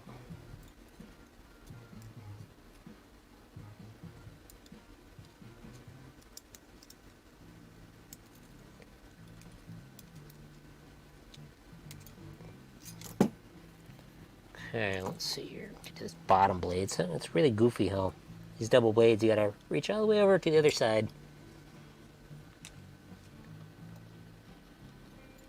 Now, if I really needed this to operate 100% all the time, I'd be taking all these switches apart and going through them. But I don't, and this should be good enough for this machine for sure. Haven't seen the swap meet, I'll watch it. I have a new cab vid Friday and another next week. Sweet, good deal. All right, yeah, this one's all kind of jacked up. Some of these are a little too close.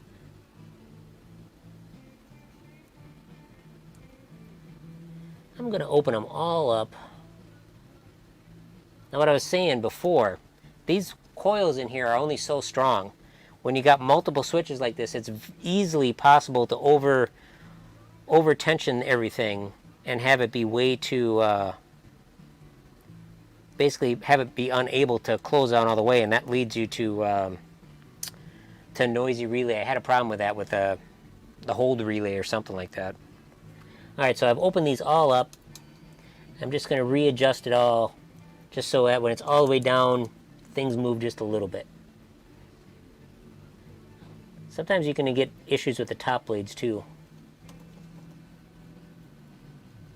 Okay, that looks pretty good. So just, yeah, even opening them all up, some of them still look pretty good. So I probably had this one set too tight before. And these are really tiny relays. And because we've already got people tuning in and whatnot, you want to adjust the relay at its base, right next to the spacer here. So you just give a little tweak right at the base.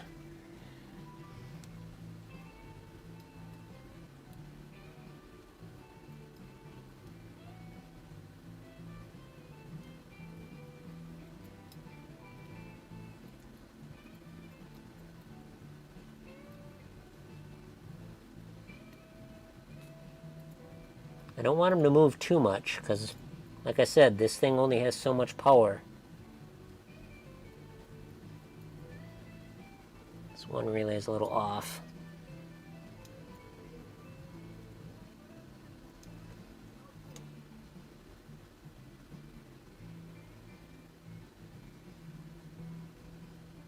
That looks pretty good. It's kind of come to a median decision. You know, don't obsess over it. It's actually easier to go through it like this than when you're trying to troubleshoot one relay at a time.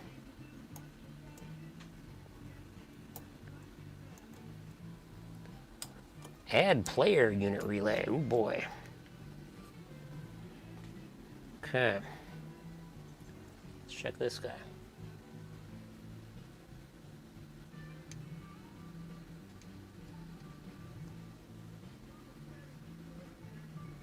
Hardly any, which is good. That one was a bit more. But it can be storage conditions that affect these spacers. This is another full stack here.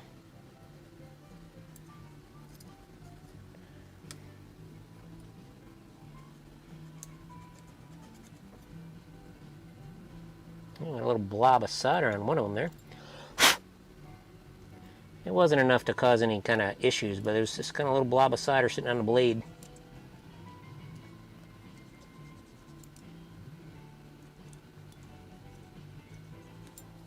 Okay, let's get this in here. Tom Smith, hey Tom.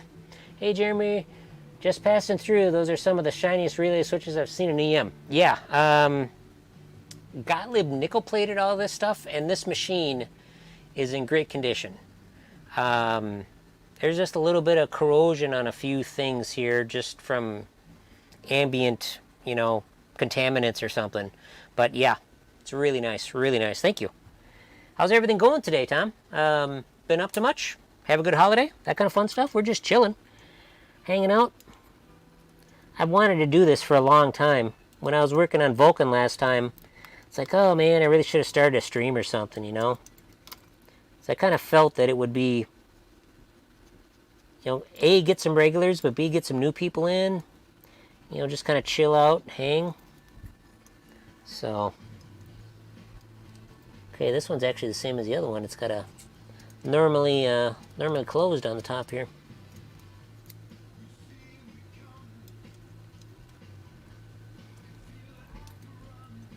Yeah, I was, this I think was probably the first Gottlieb that I opened up, and I was amazed by how shiny and everything looked, because you expect to be all rusty and stuff, but yeah, Gottlieb actually nickel plated their stuff. If you ever read, I should bring that book over and show it to you. I know you've probably seen it in the stream, but let me grab this book. Here it is.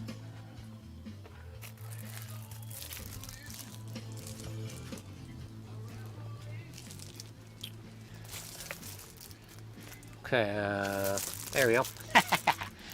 All right, Pinball Magazine. This one here is Pinball issue number 5. It's actually a book. And this is Wayne Nyens, who worked for Gottlieb for many, many, many years.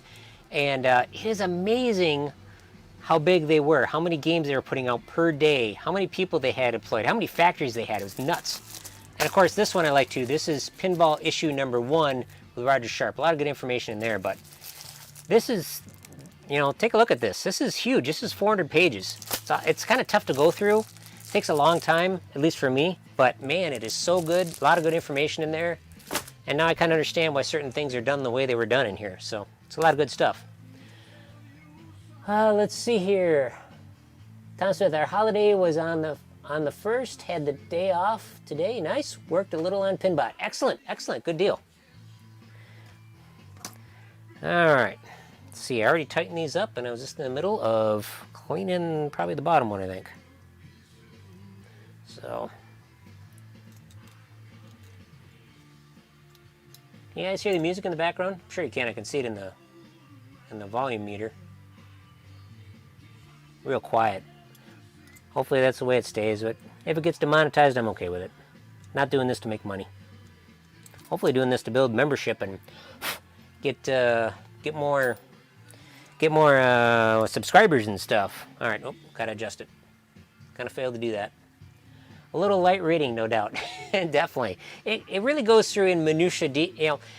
There's a lot to that book. It talks about Wayne Nyens' history and stuff, but also talks about other people, and then it also talks about each game. But after reading that game, it's like, dang, I want to try some of those wood rails. Really, really neat stuff. All right, so let me adjust this guy. This guy has a weaker spring in it, I think. So I want a little bit of follow through is what it's called, where the bottom blade will bend a little bit.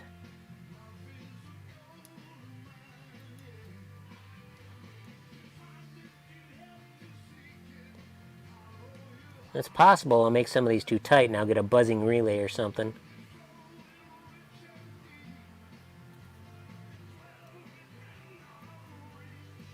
Okay, that looks pretty good.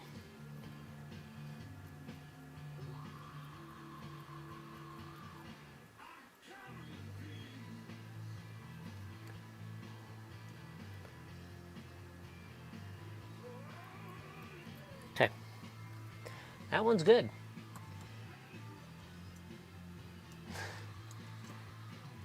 I didn't sell Pinbot. Pinbot is a neat game. I was giving Jeremy crap for selling his. Nope, still here. Must be thinking of another one that I sold. What game were you giving me crap that I sold? Taxi? I sold Taxi. You probably give me crap for that one. Or, no, you're giving me crap for selling Firepower. That's what it was. I don't blame you for that. Firepower was an awesome game. Okay, we got 3 more on this side. Maybe I'll get bored and have to switch gears and look at the Silver Slugger playfield a little bit. Which I would like to do. I'd like to try that. Alright, tighten this thing up.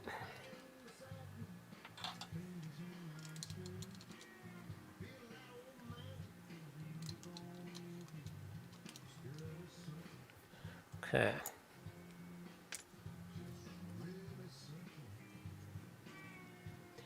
Alright, now let's adjust my focus for over here. I like the fact I can use the arrow keys. That looks better. Wasn't Taxi, Firepower, a Williams game. Yep, well, Taxi is a Williams game too. But I'm kind of heavy on Williams games. Okay, let's see how this one does. We got big stacks of switches on this guy. Look at how many switches there are. 1, 2, 3, 4. Wow. I expect a lot out of that coil. This is the ball return relay. So this is a very important one as well. Okay, we're still on 10%. I should really change that battery pretty soon. It's going to die out. But hey, the longer I can get mileage out of it, the better. All right, let's see here. That was about 1/8 of a turn.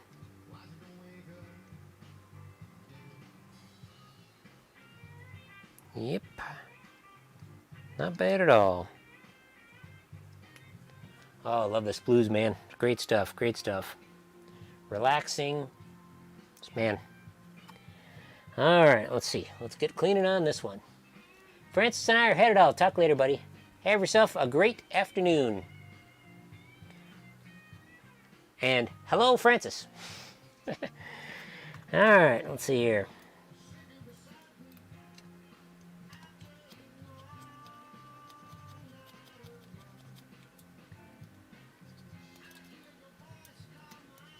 Maybe I should take a little time on this one. This one's got a lot of dirt on it, so it's probably been used a lot. Probably every time the ball goes down the chute.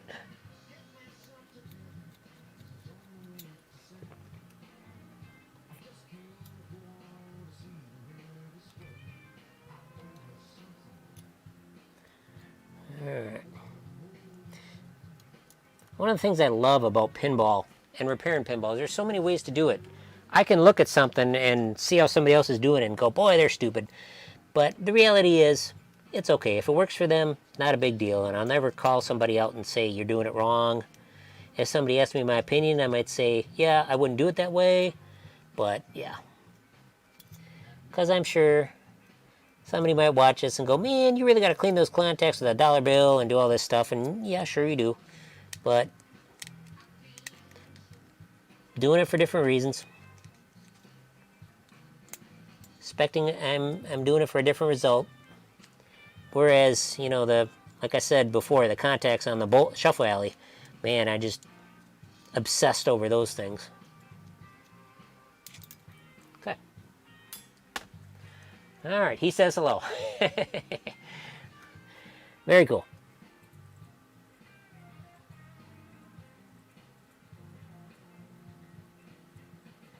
You know what? I'm going to open these all up. Bend them all out of whack so I can redo them all. Start fresh. Okay, let's get these pliers in here to put some tension on my cleaning tool.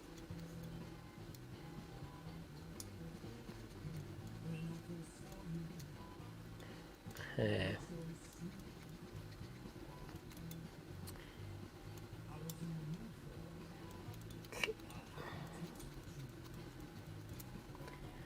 Alright, there we go, very nice.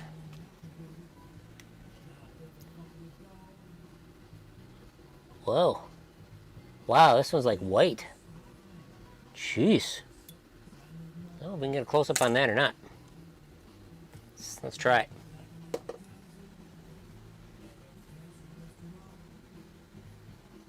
Zoom.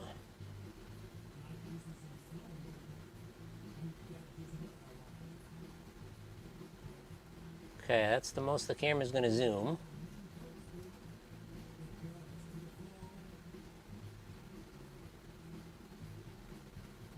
Okay, so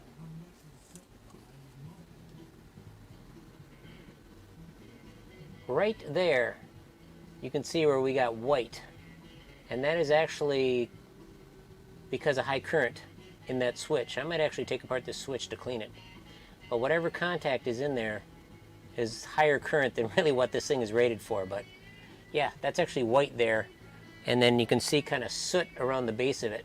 It's not super clear, but yeah, you can see where this one's white and the other ones are more just the normal darkness. So this one's had a lot of use, this top one.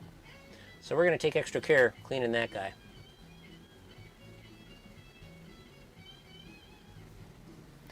Alright. Actually, I think I will take that guy apart. Let me clean this. I'll finish cleaning this side though.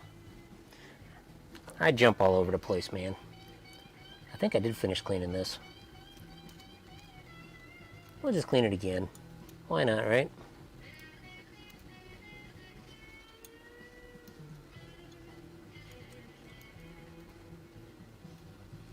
It's really interesting how they save costs, because in this switch stack there are some switches that are heavier than others, so it's like they didn't waste money. But yeah, boy, wow. We're gonna pull that switch stack apart.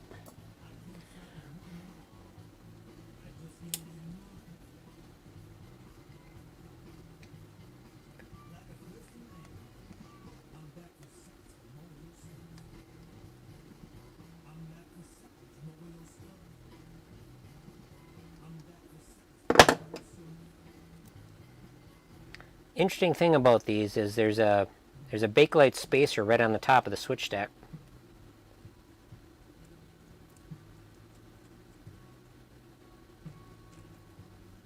So we've got the metal piece, and then it's a little spacer that really doesn't sit down on those pegs. It just kind of floats there. Kind of weird.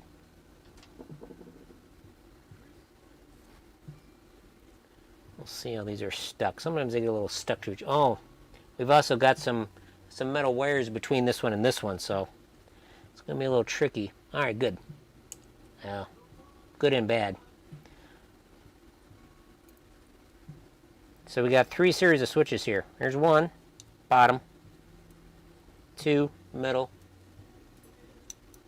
and 3, our troublemaker.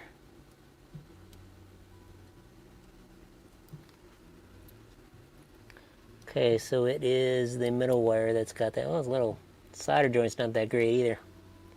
All right, let me grab an X-Acto knife and we will dissect that switch.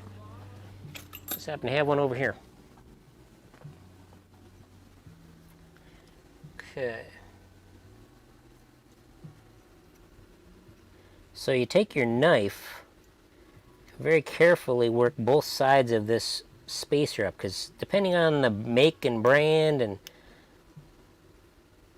how things have aged, you don't want to force these. You want to be real gentle, kind of rock them off side to side, because you can crack them real easy, and I've broke plenty. So alright, so got the top off, and then we have our top blade. Trying to pull him off real carefully. We might have... We only really need to pull the top off. Alright, there we go. Yep. First, my hand's in the way. So yeah, that thing's totally white and pitted. Pitted bad. Wow, really bad. But evenly all the way across though, so that's good. So I'm going to try to profile that the best I can, basically straight. Try to get all those pits out of there.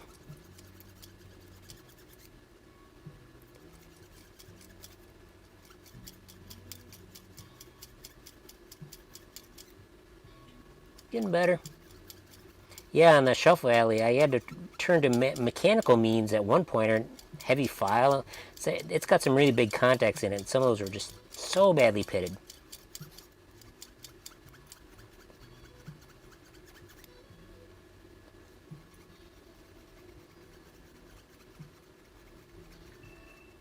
What do we got going on? Battery saver. We don't want battery saver. No, we don't want battery saver. Come on. Thank you. No, no, no. Web chat. Alright. Probably, well, suppose I can get my battery bank over here. Actually, I'm charging up my main thing. Alright.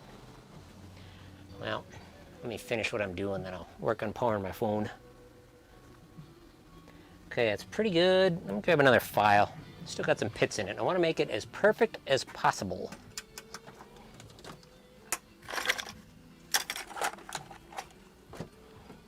Perfect as possible, if possible.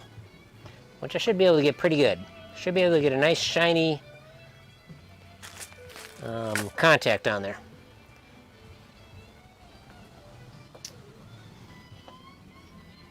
Don't know where my other file is now, but that's okay. All right, I'm German, but who doesn't like lasagna? Very good. Nice. Nice, David. Very nice. Okay, where's my flashlight? Flashlight's way the heck over here.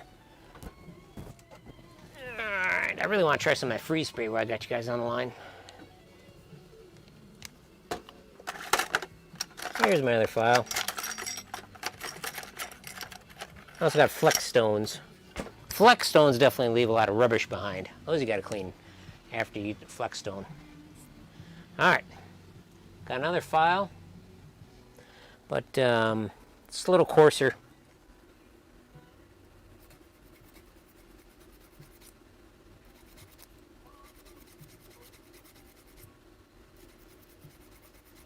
This might have been the reason why I was resetting every once in a while on its own, or at least why I did it once to me. So I'm just kind of looking at the surface, trying to get rid of any pits on there. That looks pretty good. And now to use my other file, it kind of burnishes it, which is just lays in a finer polish on it, I suppose you can say. Get like a mirror finish on it.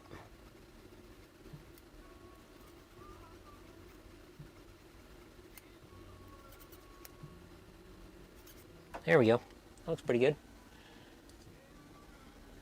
I know you can, well, let's see. Let's zoom in again.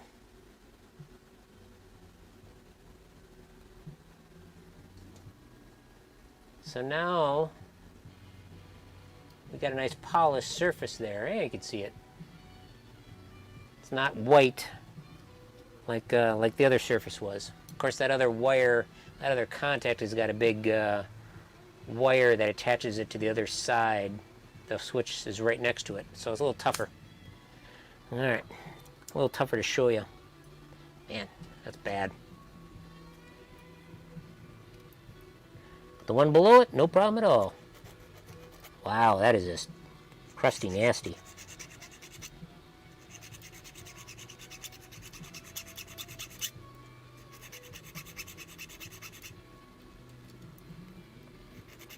But there's plenty of switch material left, so I'm okay.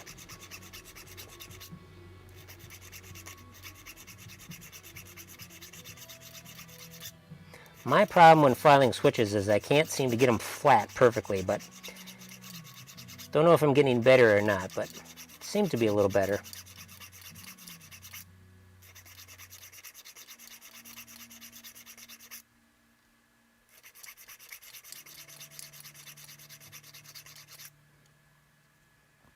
That's pretty good. All right, let's hit the second one. Okay.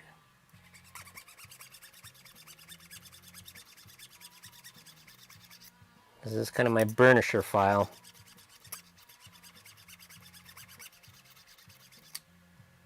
All right, nice mirror finish on there. I like it.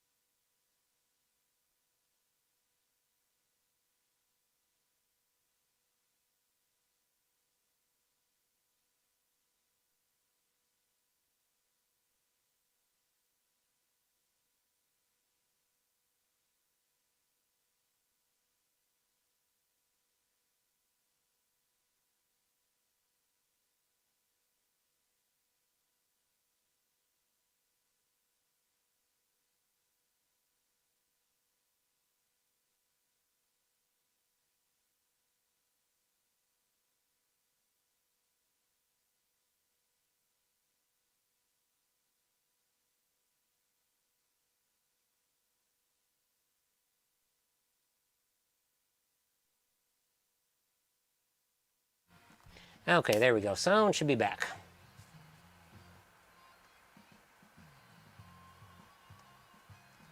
Test, test, test. There we go. Yep, sound is back. That was funny. My phone died about the same time. All right, so let me run upstairs. And let's see.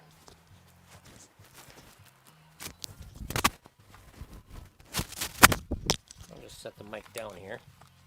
That way you can hear a little background audio. I'm going to run upstairs and grab my battery pack so I can charge my phone and see the chat easier.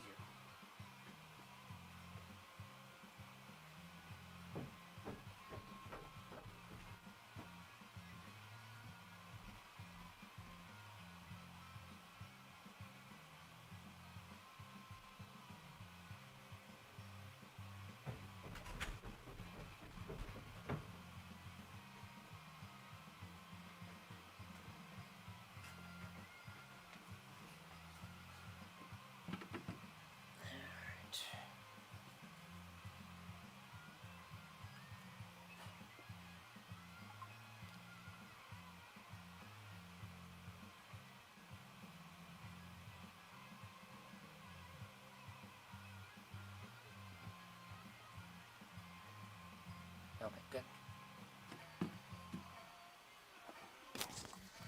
Well, it's already 5 o'clock here. It's crazy. Sorry for the noise.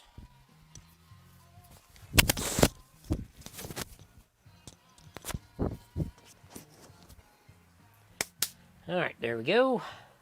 Changing back to my other view.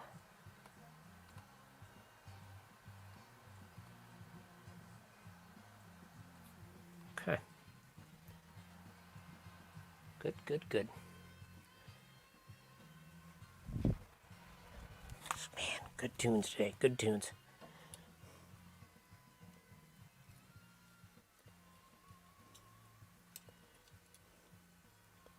Time to put this thing back together. Oh, wait. Forgot to hit it with the alcohol.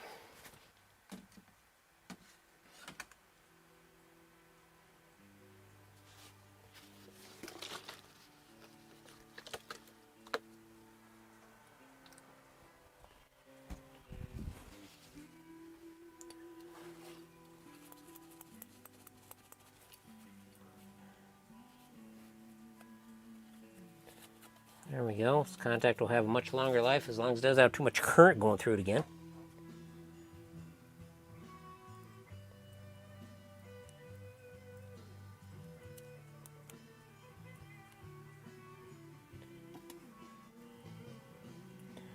Gonna put the sandwich back together.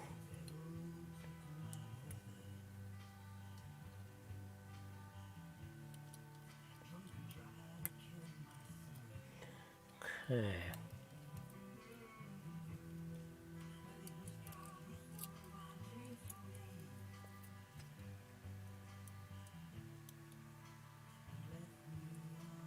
Kind of be careful where you put these through. There's a lot of different slots to put these through on this spacer here.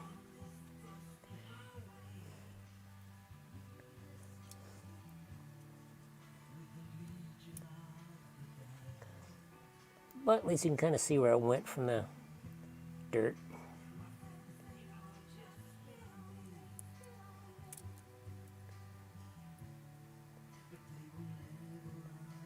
Okay. We'll get Jeremy, which game are you working on? Great question, Dad. I am working on Jungle Queen right now. It's long overdue for it. It's had a few little quirks for a long time, but they've been so intermittent that it hasn't really been worth going this far with it. So I just finished doing Vulcan and it turned out great. So time for this guy. Alright. Thought I'd bring you along for the ride. Kind of helps keep me focused too, having you guys here.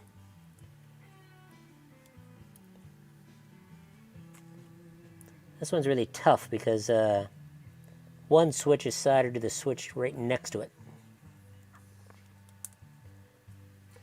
Okay, let's get this guy started.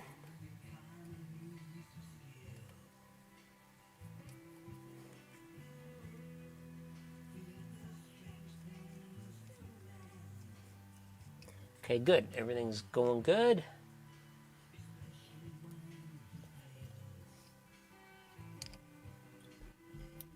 Thing is, when you pull a switch stack apart, when you put it back together, it's really easy to get it all sideways and everything. So you kind of gotta eye up everything and make sure it looks good.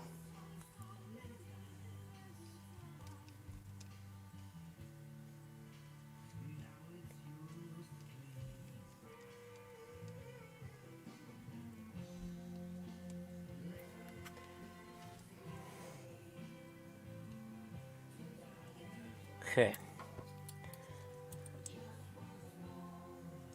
Wow. It really had to take a lot of material off of that. Not too straight either. Go figure.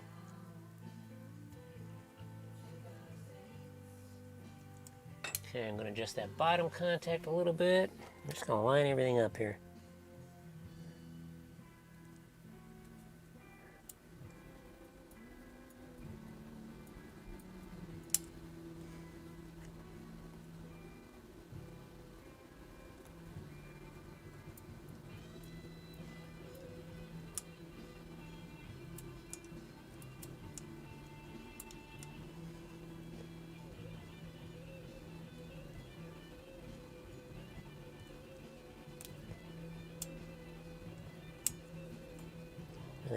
Really had to remove a lot of material off of that point.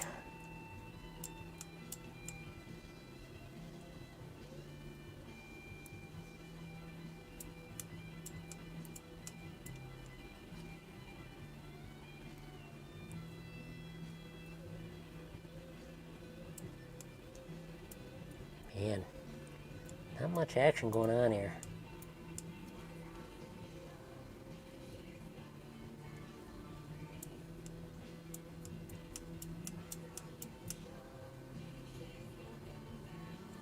Jeez.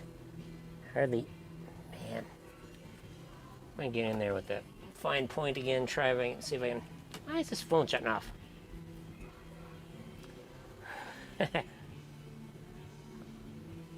Tom Smith says, ever put a switch stack back together? I'm sure. Seeing how the sausage is made, I'm all eyes. Yeah, I put a switch stack together wrong, but yes, on Seesaw. Yeah, I put a switch stack together wrong, and it was blowing fuses, and basically what it was, I think I had the leaves intermixed in the switch, and basically something was staying energized, it couldn't stay energized. So yeah, that was an interesting one to find. It took me a while.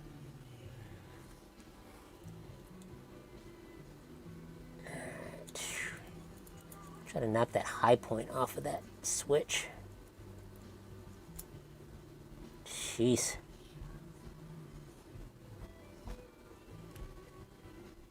Hate to do it, but I'm gonna have to get back in here with the heavy file. I didn't file it very flat, which is alright. That's how you learn.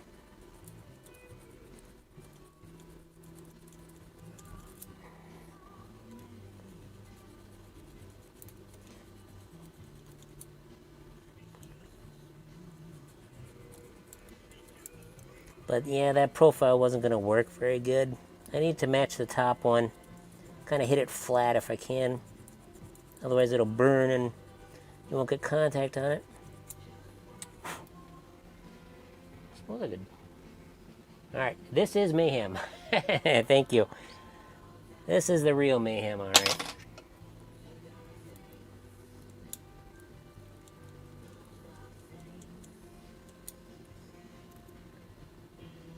That's better.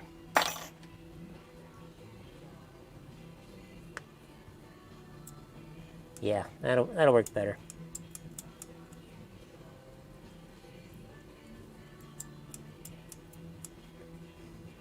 It's a problem with these little relays. Everything is so close together.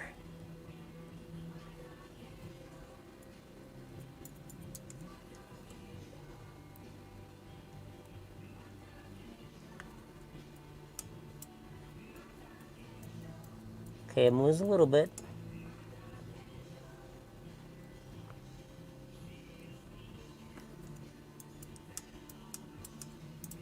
Okay, just this bottom one.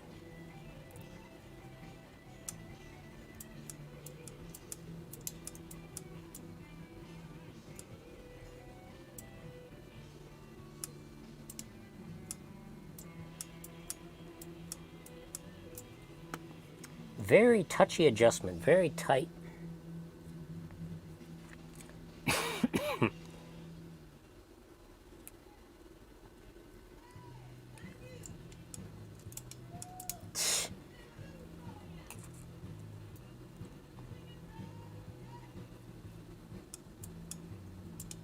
Boy.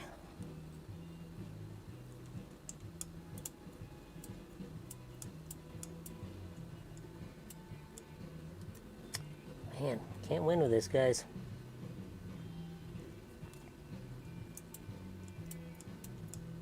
Okay, that looks good. Finally happy with that. Shoo! Do you have the parts to fix Silver Slugger? It's not going to require too many parts total. Main thing I really got to work on is the playfield, leveling the inserts and stuff. That's going to be the biggest challenge for me.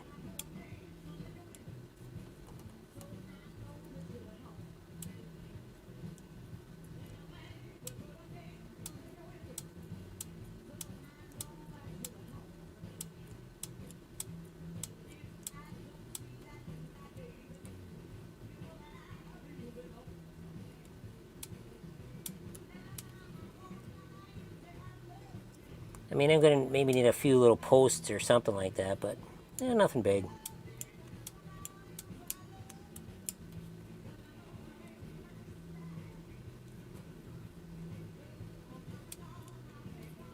Boy, this relay is very touchy. Try to get movement in each of them. Shoo! That's tough.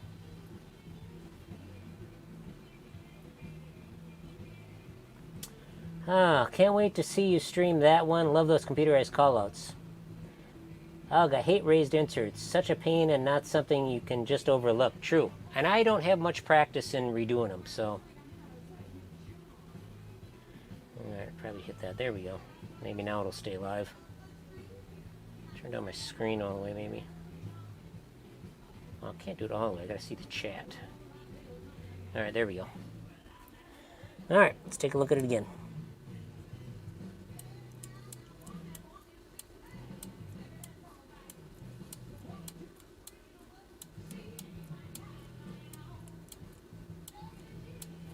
Okay, that looks pretty good.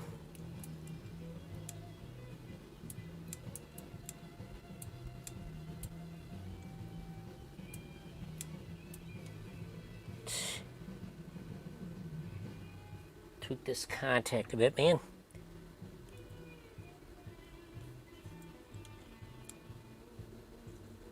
Wasn't quite flat. Gotta sit as flat as possible.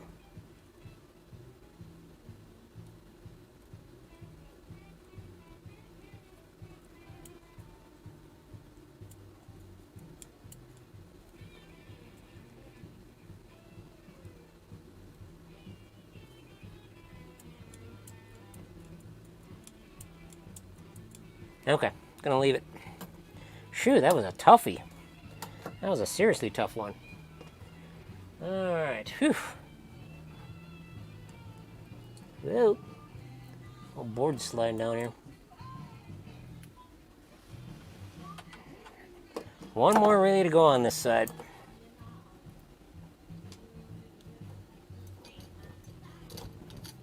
This is the BX, last ball relay, also very important.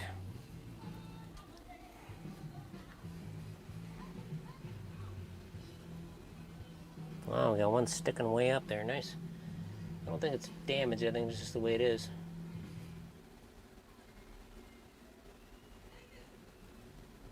There we go. Look at that spaghetti, you know it's a 70s pin, for sure. Nice cloth covered, well actually this wiring is super nice, it's cloth. It's all cloth. Well, apart from some of this over here. Got a few modern type wires in here, but I might handle a little more voltage. Not sure. But it's nice having all the cloth for sure. You know, it's good quality Gottlieb stuff. Gottliebs really are the Cadillac of the pinball machines. I know why. Or now that I've worked on enough of them, I know why.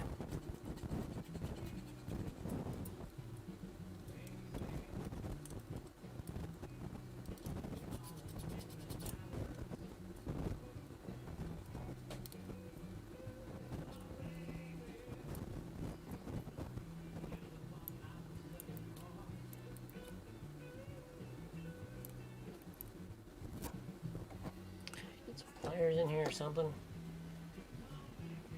But look at how vibrant the colors are in the loom. Yeah, this is a super nice machine.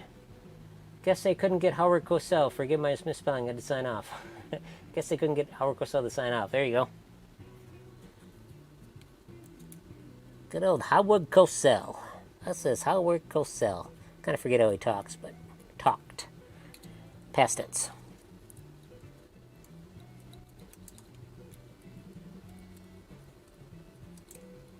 Okay, no ugly, overpowered points in this stack, which is nice.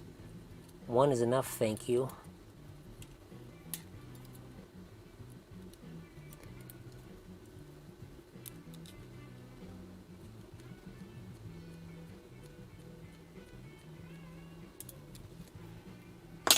Okay, whew.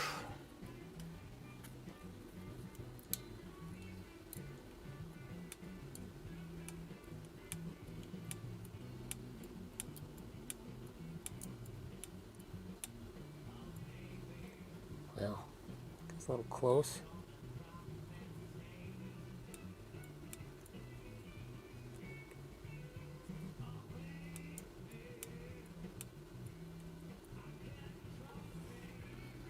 Very tight tolerances in these little stacks.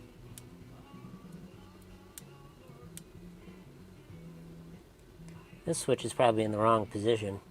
Sitting around, it's bent. And this switch is not hitting the contact below it flush.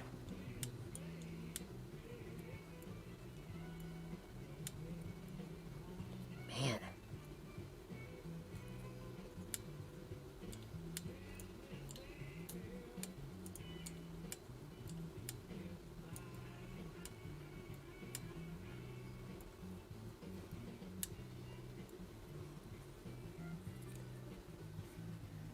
Okay, so you see this one where it's kind of angling way up? I think it's in the wrong pocket. I think it should be one pocket below.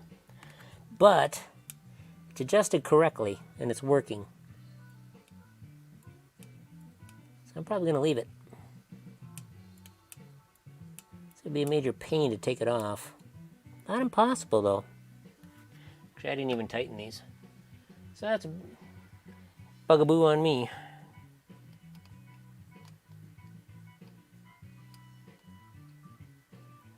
I'm going to try to fix this one. We'll pull it out. Shouldn't take too much, right? Boy, what a good tune. Good tunes today. That might be enough. This isn't locked in with the other one, so we can swing it around. Maybe not enough, though. There we go. That seemed to work.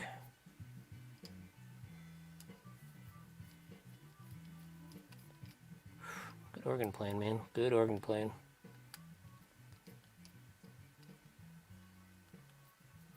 Get these snug. And I'll kind of adjust the stack. Oh, looks good. Lucky, lucky, lucky.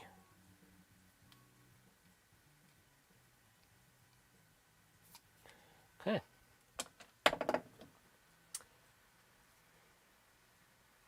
Now we don't have that stupid ski jump here.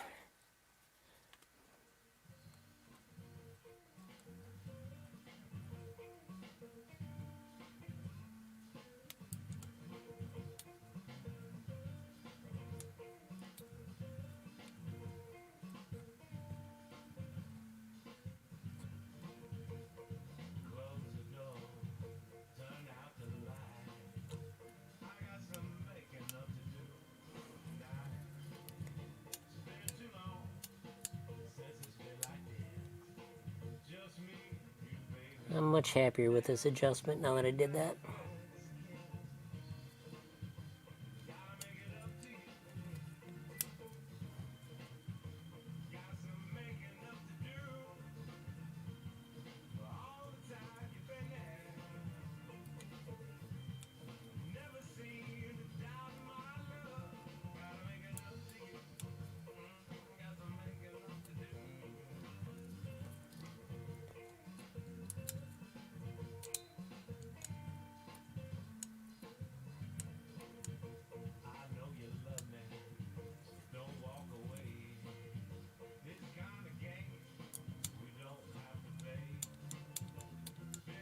So I'm just making sure that everything bends a little bit.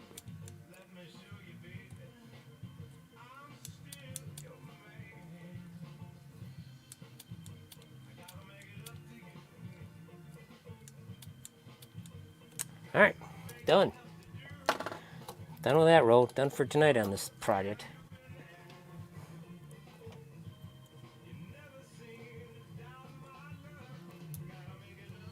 Phew! That was tough. Wow. Time for a drink of water. Let's turn this down a little bit.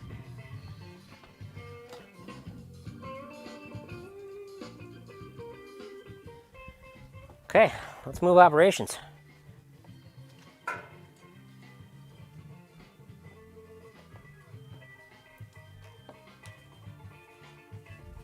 Don't know how successful this is going to be, but we'll give it a shot.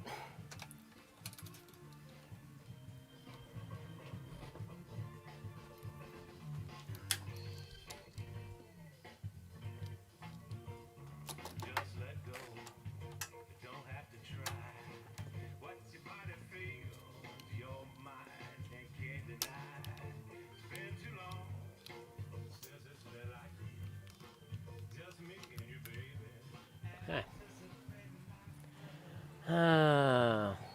All right, let's adjust my focus there. There we go. Second camera, I'm not sure what I'm going to do with, but I got some more extension cords. I got one more extension cord. Camera's going to freeze while I unplug it. Plug her back in here. Ooh, good shot of the ceiling.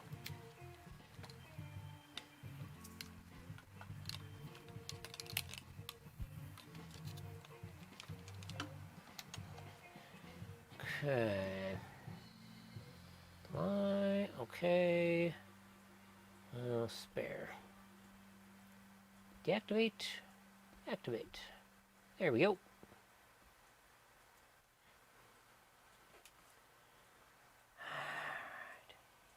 Kids, don't try this at home. Jeremy is a trained professional. Thank you. All right. Trained by trial and error, that's for sure. Okay, where do we want this guy at?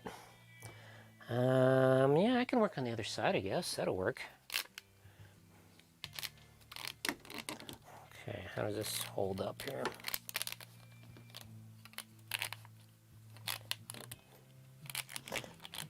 Sorry to make you sick here, but wish I could clamp this to something. I guess I can clamp it here.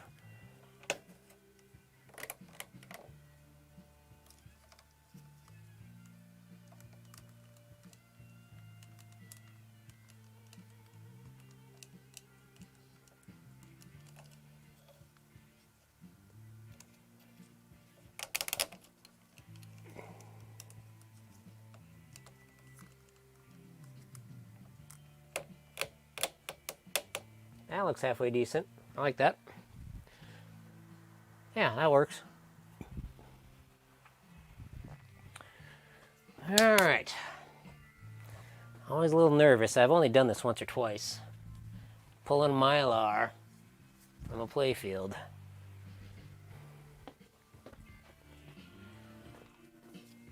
Okay, there we are. Got Chad over here. Chad is important. I'm here for you guys. Okay, I got my plastic razor blades here, which I probably won't need for this part, but I'm gonna start over here and pull it. If it pulls out the paint, it pulls out the paint. At least it's all one color paint. It's not patterned. All right. Always a little nervous when I do this. So apparently I've done it a few times, but man, it still freaks me out.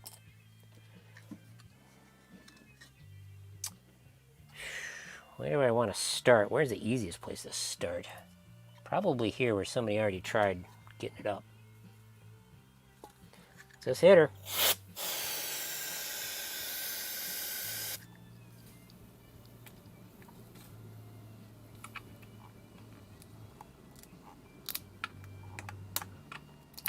Here it comes. It is amazing.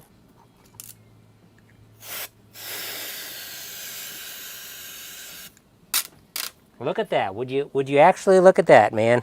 I can't watch.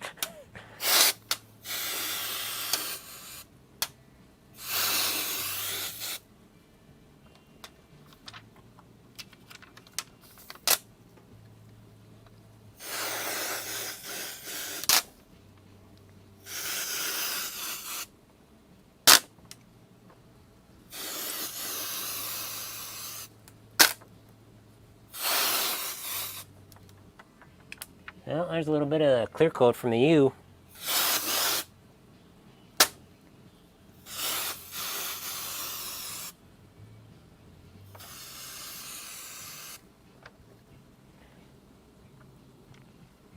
Got a little bit of damage on one of the inserts, but hey, it's going okay.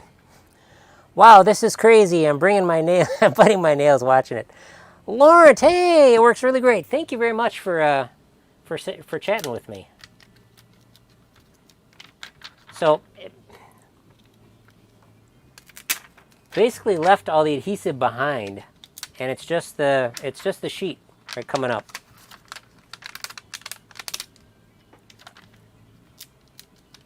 Okay, let's try some of this stuff. Yeah, this is kind of I've rarely done this.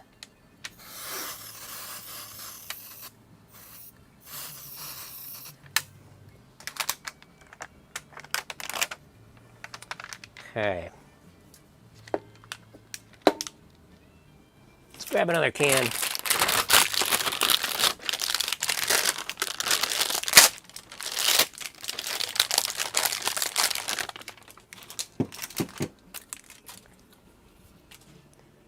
Okay. Where's my plastic razor blade? Okay, we'll try to get off this corner. So yeah, where that clear pulled off the insert. I mean, maybe it's just adhesive. I don't know. Not sure on that one, but hey, this is a cheap game, and it's a shitty playfield. Sorry, it's a crappy playfield, but you know, hey, this is a good playfield to experiment on anyway. Tom Smith, slow and steady. Thank you, Tom. Appreciate it.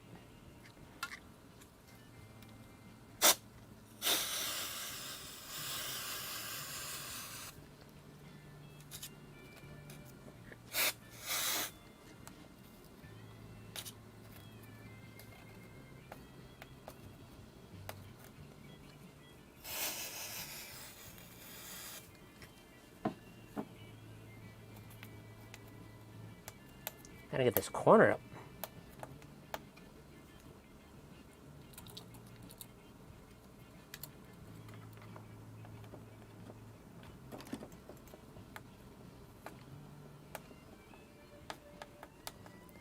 Okay, I got a stuck corner. Maybe that'll be the corner I end in.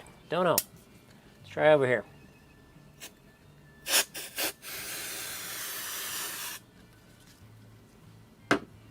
Crazy to watch.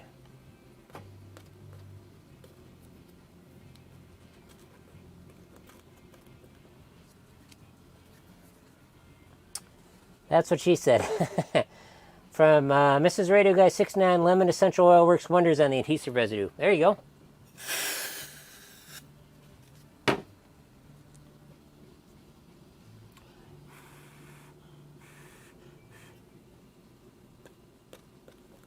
God, gotta get a corner up.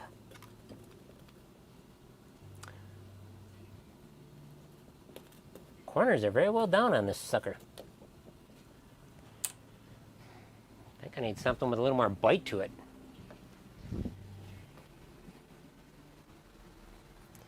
Oh man, what do I want? A little tip of an X-Acto knife, maybe.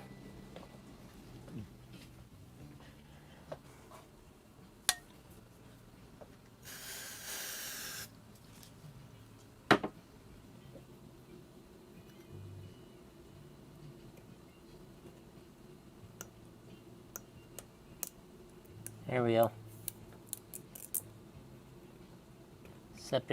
Separated.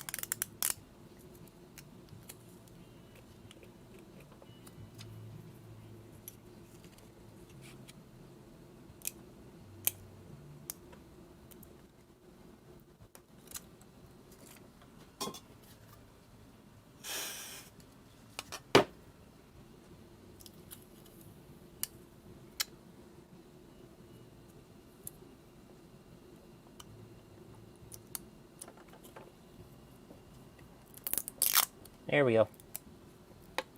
Okay, good. Got a couple tails. All right. Won't take off the paint. David, I certainly expect some paint to be taken off by this.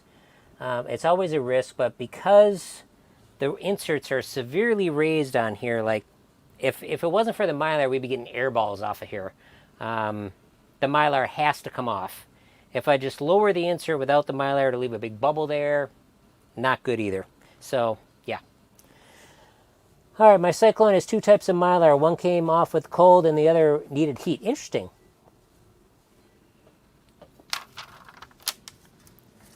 All right, let me just leave that can there. We'll work on this corner here.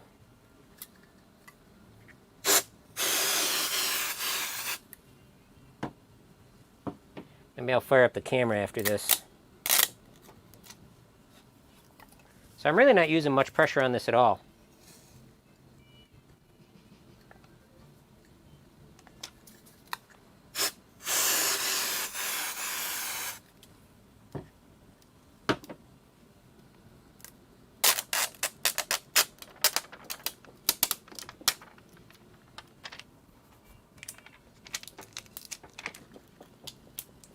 Yeah, let me fire up the recording camera, start making a video.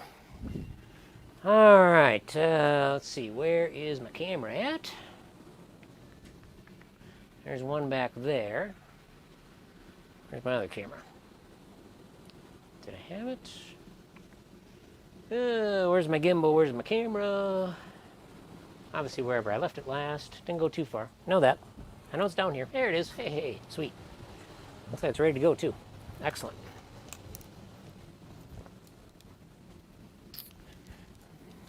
You're gonna really see me making the sausage here where I make my video.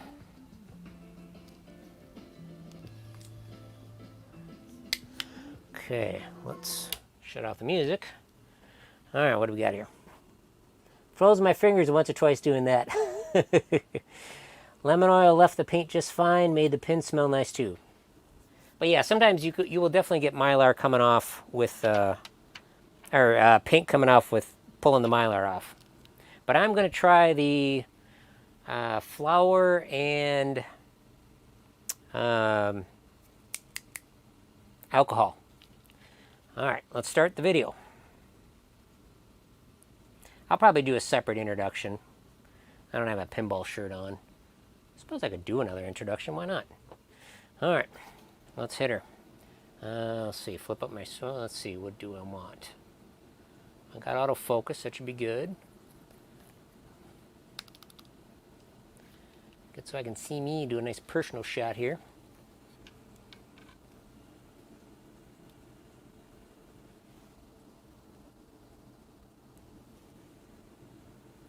Welcome to Pinball Mayhem. My name's Jeremy. All right, we'll do it again. I do tons of these takes. It's crazy. Welcome to Pinball Mayhem. My name's Jeremy Agema, and today we're going into kind of uncharted Welcome to Pinball Mayhem. My name's Jeremy Agema, and today we're kind of going into uncharted territory with Silver Slugger. I've only pulled off mylar once or twice before, so it's always a little unknown. And this game being not a high value game, I'm okay if I mess it up. And there's not really too much detailed artwork if I got to touch it up. But we'll flip the camera around here and we'll show you what I'm doing.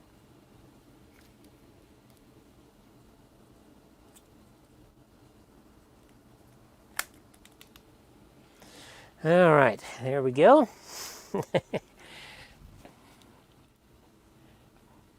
Okay, be sure to say hi, guys, because I'm going to point over to the camera there that you guys are watching me. So let's see here. Okay, what I've got started here is we've got some commercial dust-off stuff. I went to Sam's Club. It was an excellent price. It was, gosh, it was 4 cans for like 10 or 11 bucks. And a local office store was way more than that. And Menards had something similar for 5 bucks a can. So still a great deal if you got a local Sam's Club or something. But what we got here, like I mentioned before, is we got the really raised inserts. You can't really quite see it on the camera, but these are raised up just a ton. If there was no mylar, we'd be getting air balls off of here. So I'm using the freeze spray. You tip one of these upside down, and you get some freeze, and it releases the adhesive from the back of this. There's still plenty of adhesive on the playfield that still has to come off. But just to kind of give you a quick, this is not really a tutorial. But I'm taking my information from Vids guides on Pinside. So we just hit her here. Hopefully squeeze her enough in here. Come on. Unless I'm out. I don't think so. No. Just not squeezing it right.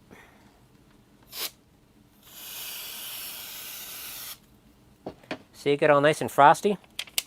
And then without putting much pressure on it at all, it just pulls right back. We got a little bit of paint loss here, but that's okay. But that's basically it, and I got to do this entire area, get all the mylar off of there. We'll just kind of fold it back here so it doesn't lay down back on itself again. But that's kind of the gist of it. And then definitely got some touch-up work to do, but next after I get the mylar off, we'll be leveling the inserts and following Vids guides on that as well.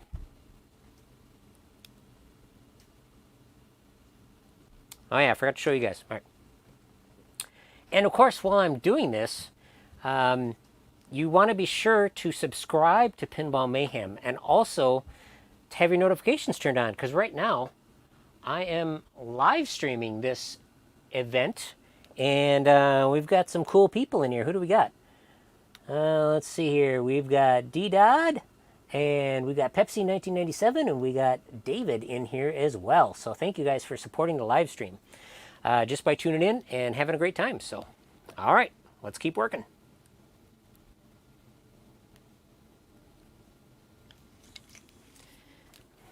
turn off my gimbal. There, you guys got to be part of a Pinball Mayhem video. All right, nailed it, third take.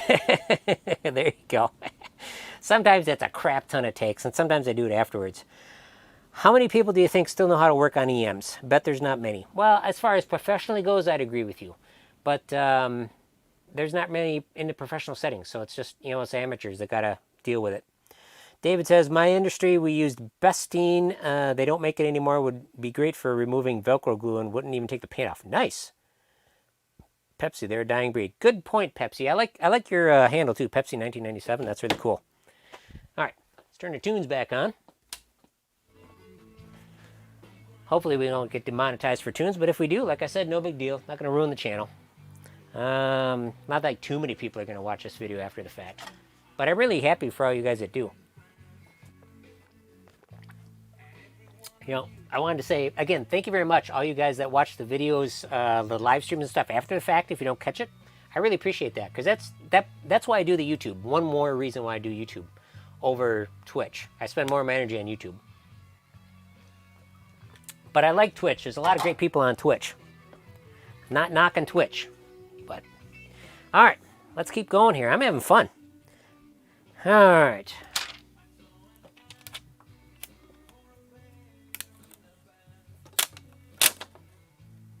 Jeez.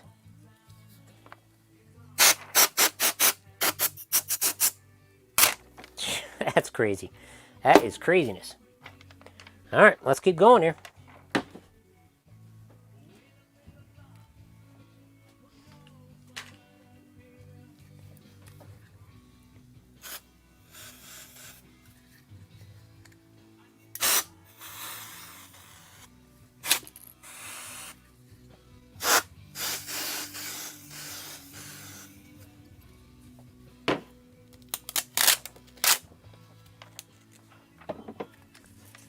More there. Oh, come on.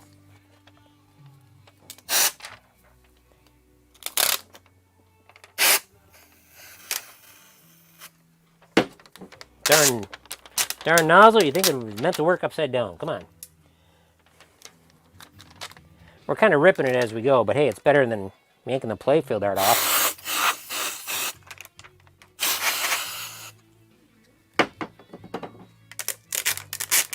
All right, we got some out of the black area, but that's okay.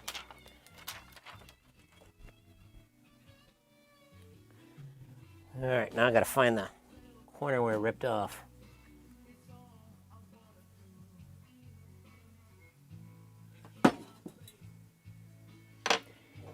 Okay, so we got some definite artwork loss there, but that's okay. It's just, all this is, well, actually, what do you know? That actually is textured. I don't know if I could see that very much. It's got a little texture on the green, but that's okay. Black is no texture at all. All right.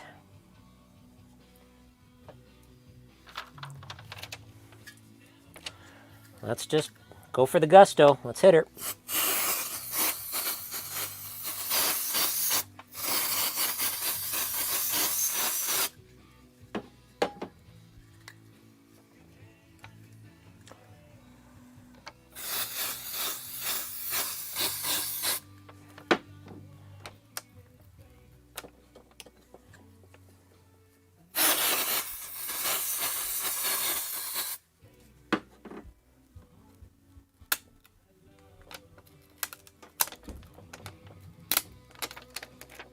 Maybe I'll cut this.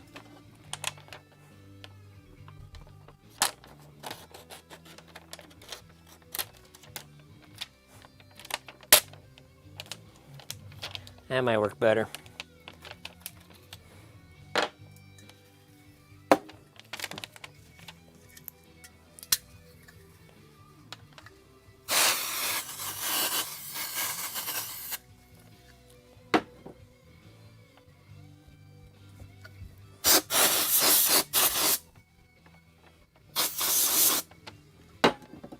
Cut some more, maybe?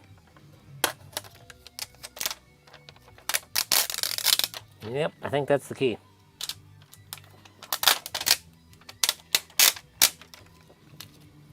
A little bit at a time.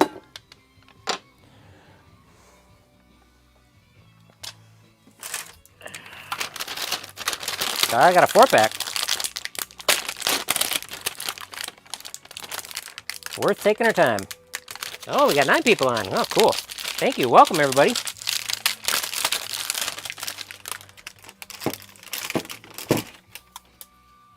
Removing Mylar. Exciting stuff.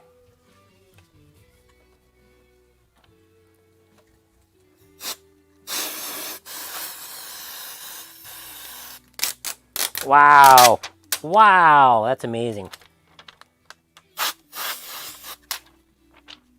Okay. Another sheet down.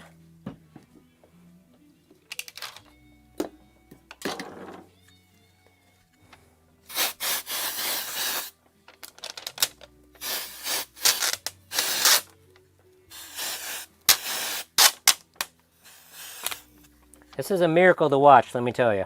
I mean, from my viewpoint, it's a miracle.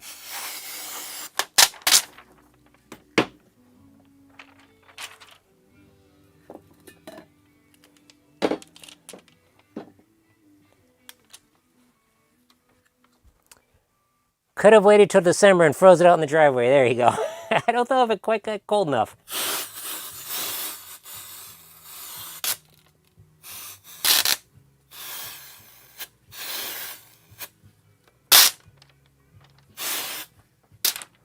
Is that all of it now?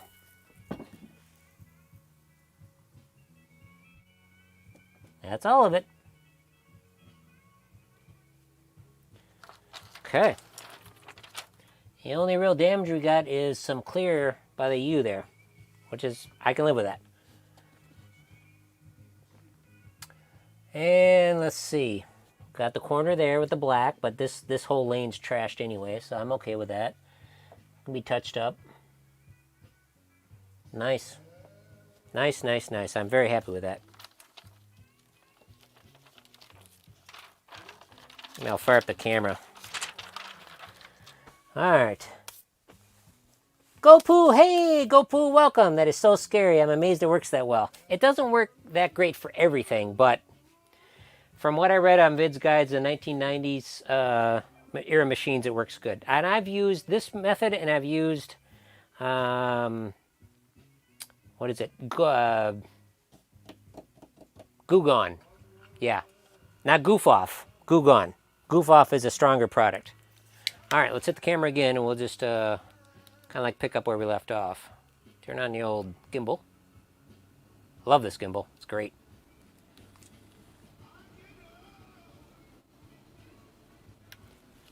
And here we are. Of course, if you were live, you got to see all that process of me taking everything off. But here is all the Mylar sheets. And it's really amazing when you do the freeze-off method. It basically leaves the adhesive on the playfield and the Mylar comes right off.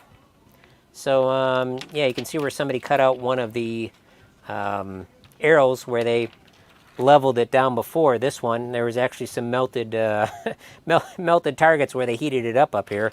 I'm going to try to avoid that. But the Mylar is off. The only issue we got is we got some clear that pulled off by this U, but I'm okay. Don't know if I'll cover it with a little patch of Mylar or not. I'm not sure yet. Depends how it affects the ball. And then right here, we got some paint that came off here, or maybe this is on top. I don't know. I can't tell. We'll see what happens. But this whole lane is kind of trashed, so if I end up repainting it, it's all just straight black, super easy to do.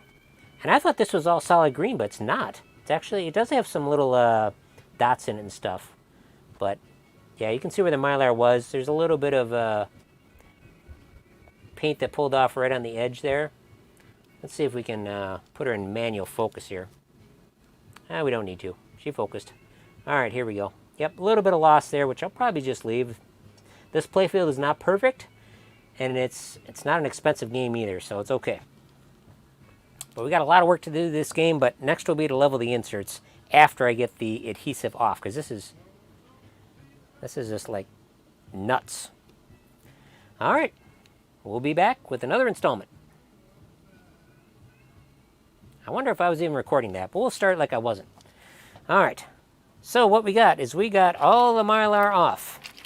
And as you can see here, one of the cool things about it is it basically just peels the Mylar off and the adhesive stays on the playfield, because this is just no stickiness on it whatsoever. And you can see where somebody had cut out one of the arrows where they pulled this up, where they leveled this one. This one's pretty level. I'll of course level it again, but the rest are just crazy. But what we got for paint loss here is we got some clear that pulled up by the U, which is okay. I got a little excited here and pulled a little early, but hey, it happens. And we also got some interesting stuff going on there. I don't know if this is paint loss or if this is on top, but it doesn't matter. This is all just straight black. I can fix this. We got a little bit of paint loss right here, which I am probably just going to leave. But overall, I'm really happy with how this is looking. Future plans, I was surprised at how many black posts there are in this game. I don't like it. We'll see how it looks, but I'll probably change to some colored posts. Maybe I'll do some light up posts like Scott likes to do with his games, my buddy Scott.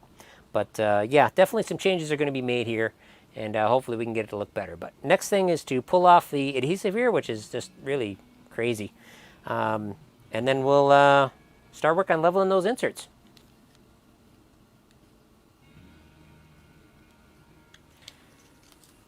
All right, there you go. Let's see, turn off my gimbal. Love that gimbal.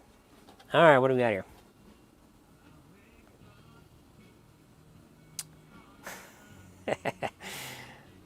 Pepsi says, I could never do this. It's too stressful for me. Hey, you know, if it's a game that's worth a lot or, you know, I wasn't worried about it on this game. The first game I did it on, the first game I removed Mylar on was High Speed. And that's because it was all bubbling and it was really affected the gameplay. So I weighed my options. Now, Pinball, I was going to remove the Mylar, but I was advised not to because it was in good condition and I could polish it. And I took that as a challenge because I hadn't polished Mylar. So I was like, okay, I'll polish it. And it turned out really good, and the Mylar is not bubbled on that. So I left it, and I'm glad I did because that playfield is an amazing playfield in that Pinball. It's had, I don't know if it's day one Mylar, but it's pretty darn early, and there's no bubbling in the over the inserts on that like there normally is. But yeah, all right, let's see here. Gopu, I have heard this would not work on my DE games. I would never try this on my turtles. Yeah, you really have to do some research. Vid 1900 on Pinside? He really knows what he's doing. Let's see here. Yep. Gopu says, if I remember correctly, Stern became Data East and then Stern again. A little wear doesn't hurt anything, gives the game character. Yep. Good job, and thanks for doing these streams. Thank you very much, David. Appreciate it. Thank you for being part of my recording session. Seeing all the mistakes I make, but hey, that's, you know me. I don't care. All right. We have got all the Mylar off, and I am amazed that we didn't pull up more paint. But it is what it is. Let me just try it. I mean, I've never used this method. I've got some all-purpose flour here. Got all-purpose flour. Gold medal, even. And we got some alcohol, and we'll try removing it that way. I've used various methods. I did it on a truck stop that was garbage, and I definitely had some paint loss on there. Would not, that adhesive would not come off with rubbing alcohol or whatever. Naphtha. It's crazy. I think you just put this on and just kind of, where should we do it? Right where we can see it, right? There's not really any hidden areas over here, so that's crazy. It's like, I know I pulled the Mylar off, but it still looks like it's on there. It's nuts. All right.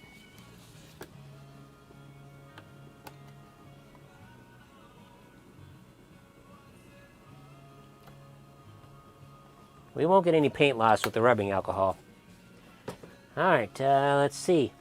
Don't use your finger unless you want to remove your skin.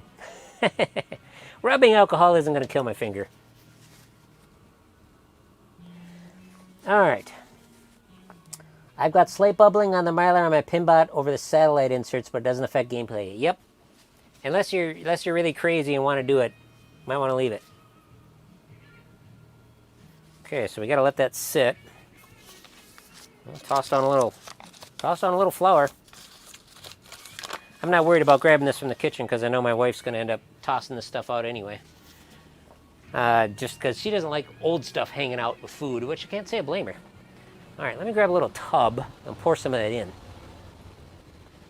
I always keep some leftover food tubs and whatnot. This will work good.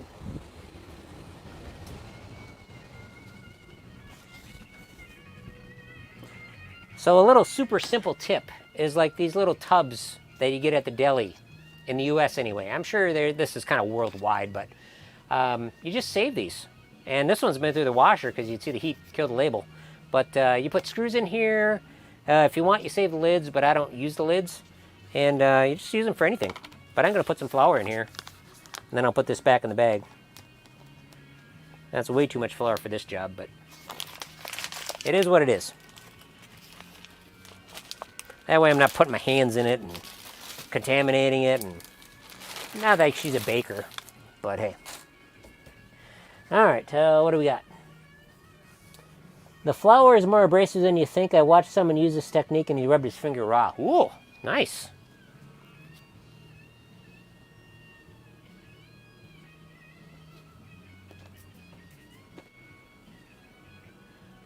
I'm not really sure how it's supposed to work.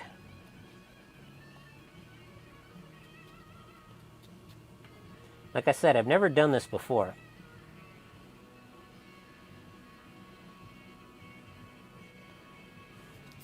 This adhesive might not even release with the rubbing alcohol. Don't know. All right.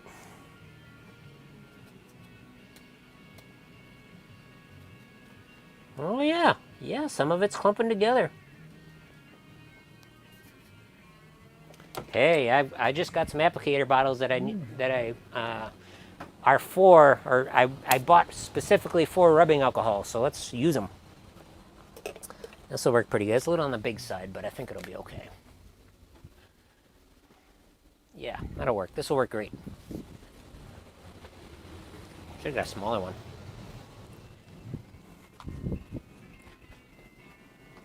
I don't know if you guys have seen these bottles. They use them in labs. This might be also used for like sports drinks or something like that. I don't know. But you can use it in alcohol and you just put some in there and you squeeze it and it comes out the top.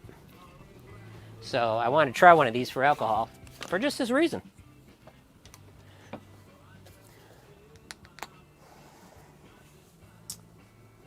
Okay, worked great on the glue though for him. Cool. No bubbling on my Pinball, but plenty of wear where the Mylar didn't cover. Yep, I hear you there.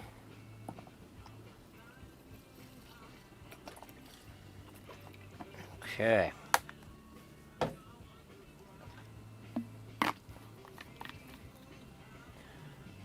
See how this works. Whoa, this is awesome. I love it.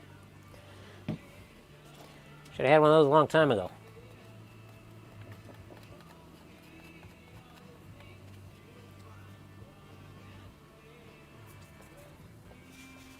Does anyone make repo playfields for Pinbot? Yes, 100%. CPR does. There's probably a couple out there. Pinbot's pretty popular.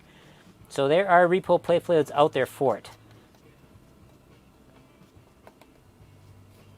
Wow, this seems to be work. I mean, hey, vid's no dummy. So you can see it clumping together, whatnot. So it's definitely working.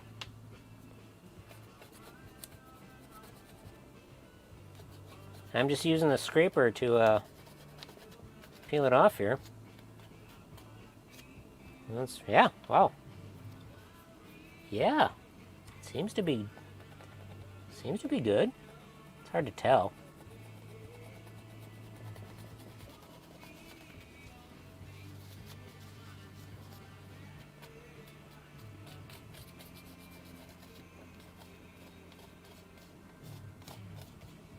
Move the camera so we can get a little, well, maybe I'll just do a little, since this works so good in the corner, we'll try it up here. All right, this looks the way suspect if I didn't know what was going on. Tony Montana, anybody? I am missing the reference there. Something about cocaine, maybe? It's the only thing I can think of. Boy, this thing works awesome. That is awesome. Kind of making a mess of things, but hey.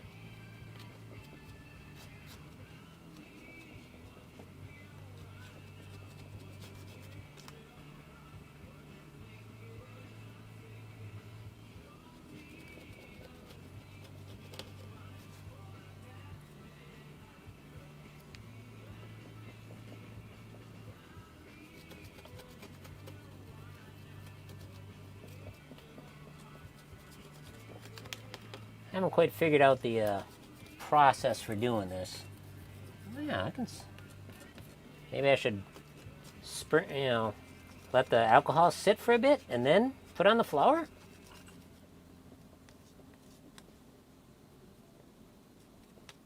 That's probably what I should do.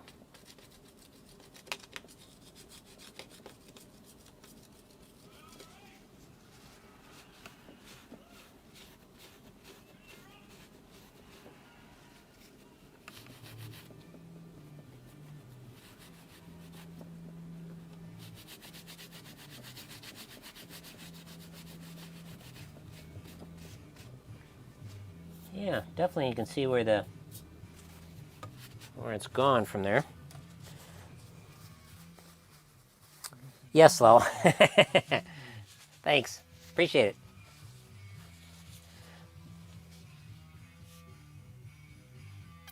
Wow, this little bottle is great. Wish I would have got one a long time ago.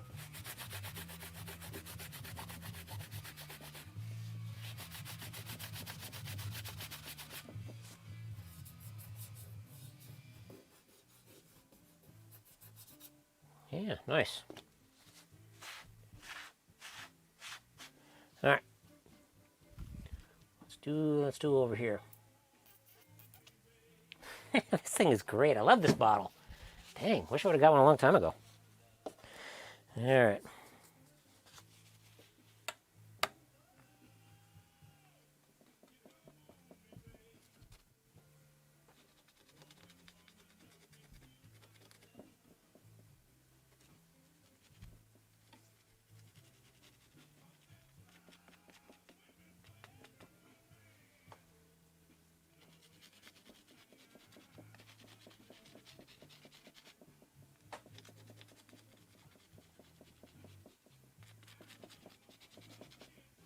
This is actually very relaxing, hanging out with you guys and working on pins and chatting. It's glad I had the day off today to do this.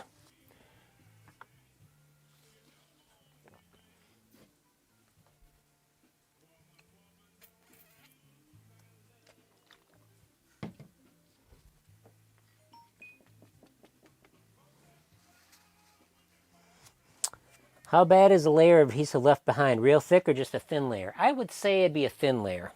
Doesn't seem to be super thick. But it's always amazing to me because the mylar comes off perfectly smooth on both sides after you do it like this. Who just went live? Pinball and Cancer is live. Oh yes, that Dragon Cancer playthrough. Yeah, I'm not going to watch that game.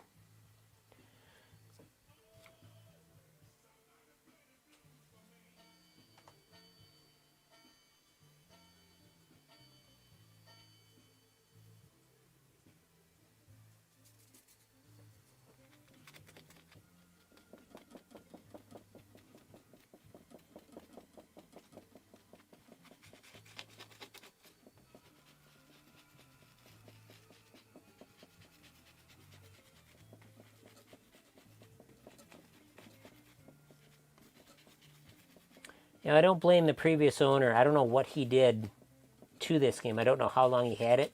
So I don't blame the previous owner for anything on this game.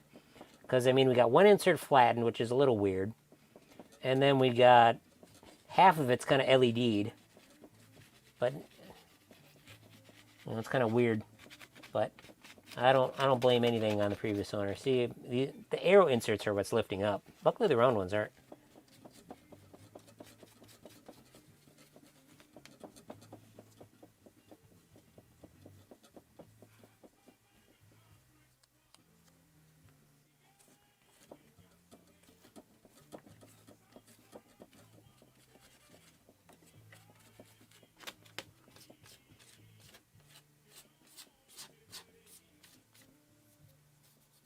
Well, it appears like it's all gone. It's so hard to tell because the Mylar's been on here forever, so you got a very harsh color line right there. Kind of feel it, but it seems like it's worse over here. Weird.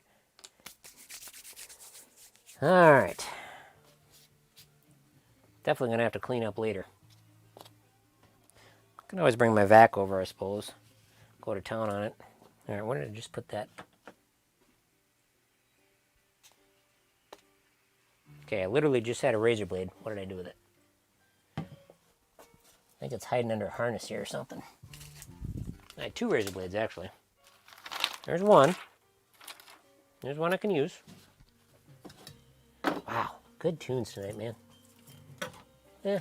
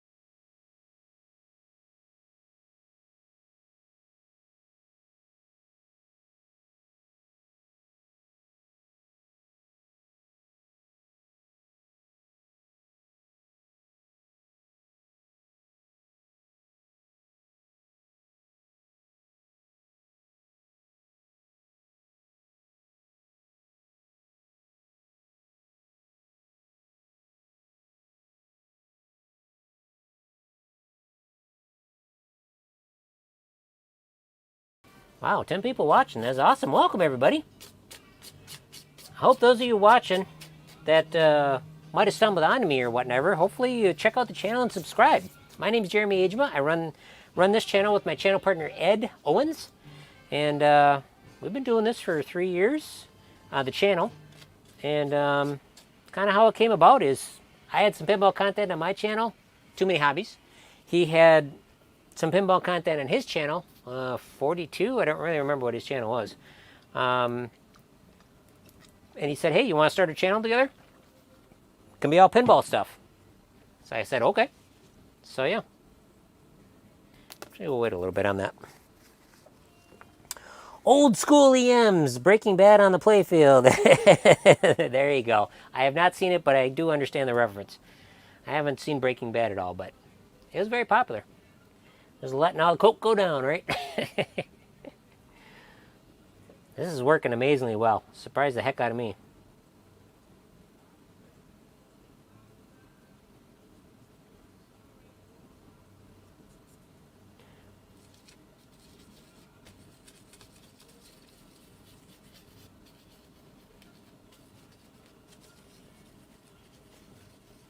Probably going to cut the stream pretty quick here. What time we got? 6:20, 6:10, almost. Family's probably getting a little hungry. But hey, this stream energized me, guys. I really appreciate all the chat and everything, which is what I was really hoping would come of it. We'd be chatting, hanging out, BSing. So it's been a lot of fun. So what I was saying, for you new people, if there's any in the room here that have stumbled upon me and the channel, hope you subscribe and turn your notifications on, little bell icon. So I don't do kind of wild live streams like this much, but I do weekly live streams. Saturday morning on YouTube at 10 Central, 10 in the morning. I play pinball. Just kind of rotate through the collection here. Got 9 pins set up here. I think it's 9. What do we got? 1, 2, 3, 4, 5, 6, 7, 8. Yep, 9. So I try not to like do the same one back to back, you know, different. I just rotate them week to week. So that's a lot of fun. And yeah, still got some adhesive there. All right, I was lucky on Evel Knievel. The Mylar left no residue removal, so alcohol did the trick. Nice. Very nice. That is awesome. I had an Evel Knievel solid state, and I really wasn't super thrilled with the gameplay, but I can see why people like it. It's definitely a cool game. Artwork's nice.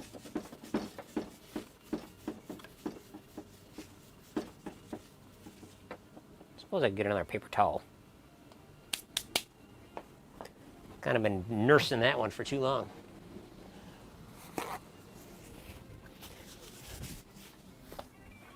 I like your username, by the way, Old School EM. That's very good. Okay.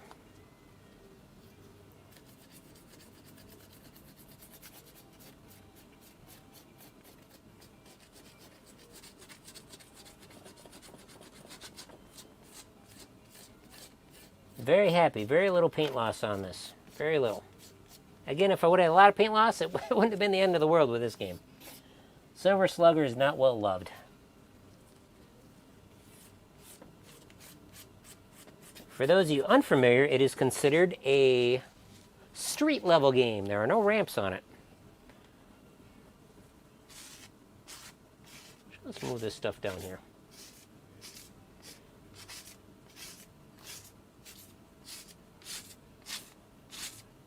Gottlieb was trying to make a cheaper game because that's what operators said they wanted. And operators and the big companies that actually bought games, operators didn't buy games directly from Gottlieb.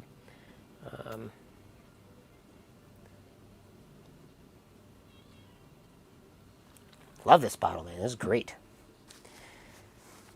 That's my new channel game. It was #Pinball. Oh, awesome. Very good. Good idea to rebrand your channel and do that.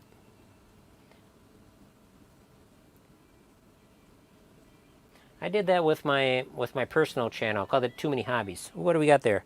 Track phone. Join rewards this summer. Yeah, sure.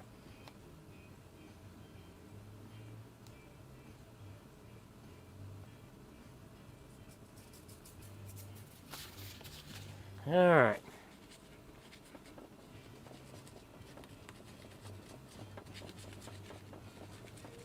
Stuff definitely. I would not have dreamt up this technique. I just would have been using alcohol or something else and scraping and rubbing. But yeah, it definitely works. That vid guy, he knows something else on Pinside there. Let's get some of this old stuff in here.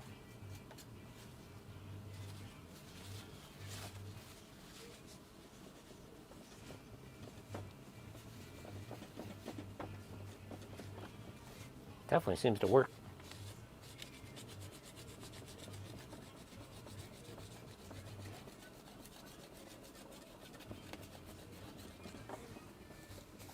I just picked up Roller Coaster Gottlieb 1971. Cool.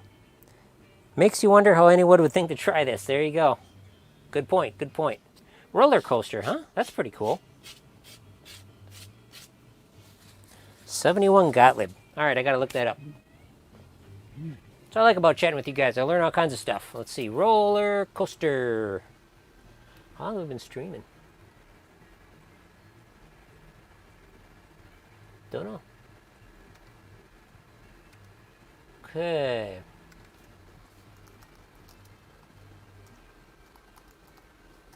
Roller coaster. Sure, it's going to pull up a few things here.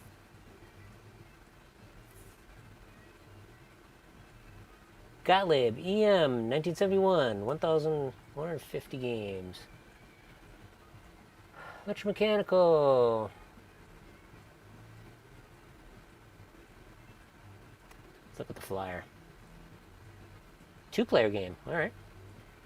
Interesting. Got that goofball rotating thing in the center there. Exciting new pinball action presents a challenging to player's skill. A challenge to player's skill. What do we got going on here? Kick out hole, send ball over roller coaster track, guiding balls directly to flippers. Ooh, nice. Let's take a look at the playfield. Playfield art, I'm kind of on, but that's okay. Back glass.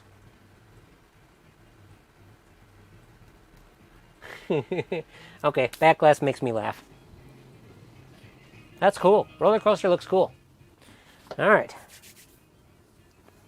It was the first with ramps. Yep. Very cool. Very cool. See, I'm glad you guys are talking about what you're doing, because that's another reason why I do this. Man, I'm gonna have frickin' flour everywhere under this game, but that's okay.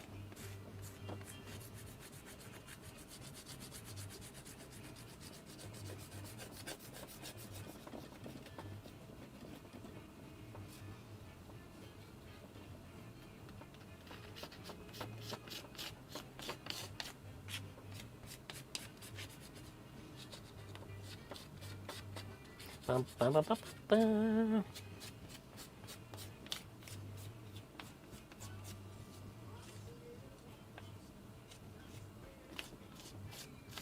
Boy, this stuff, man, this really works good. All right, let's hit my awesome new bottle here. Boy, this is great.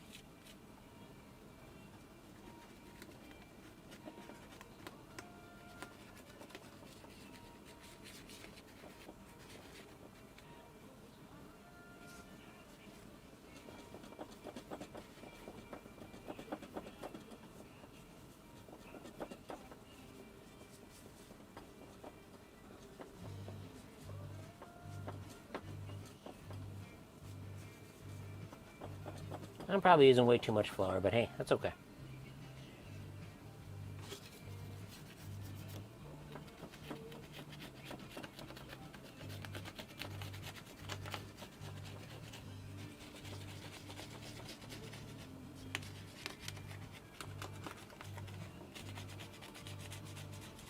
Probably gonna have to vacuum this stuff off and start over.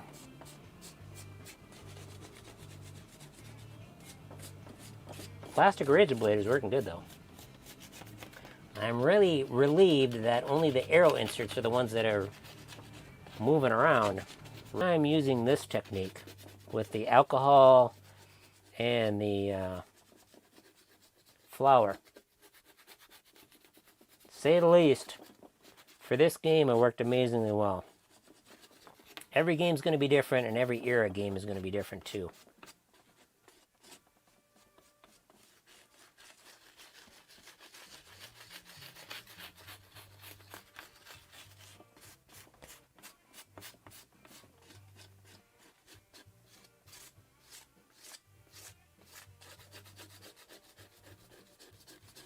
Plastic razor blade is also the way to go.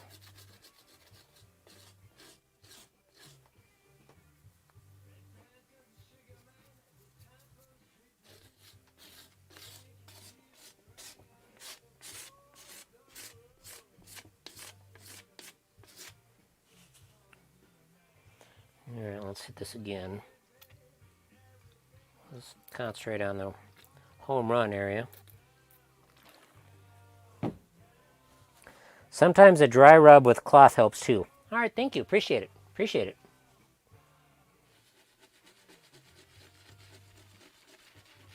Let's kind of loosen it up here.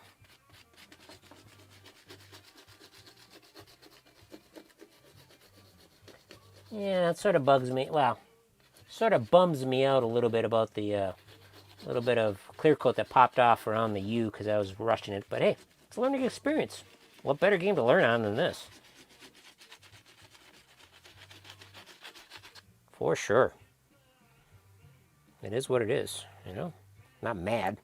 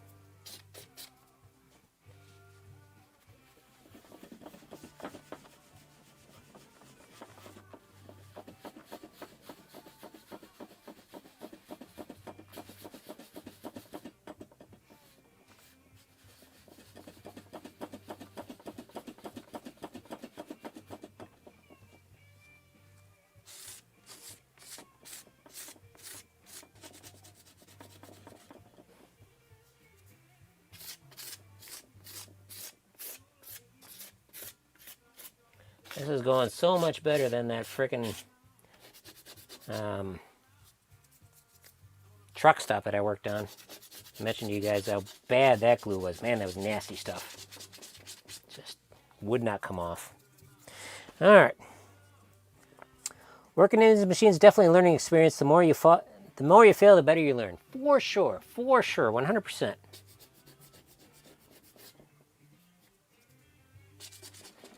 Okay, we are almost done. I'm really glad I got to this tonight.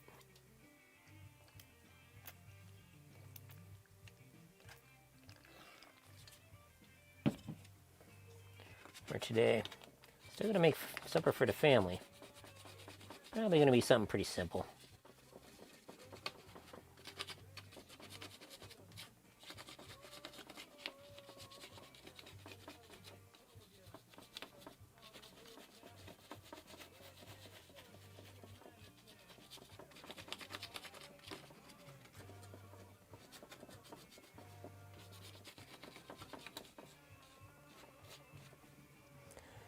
Okay. Barricade. Well, still working. Just got back from a bike ride. Nice. Cool off a little bit up there? We've just been jamming and making some great progress on this stuff. That was really awesome to have the Mylar pull off like that. That was great.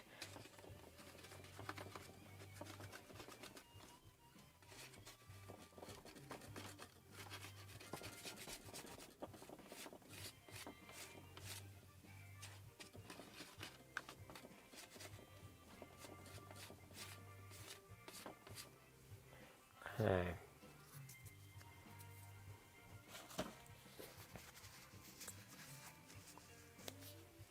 Bearcats. I like that name too. I know, it's just typo.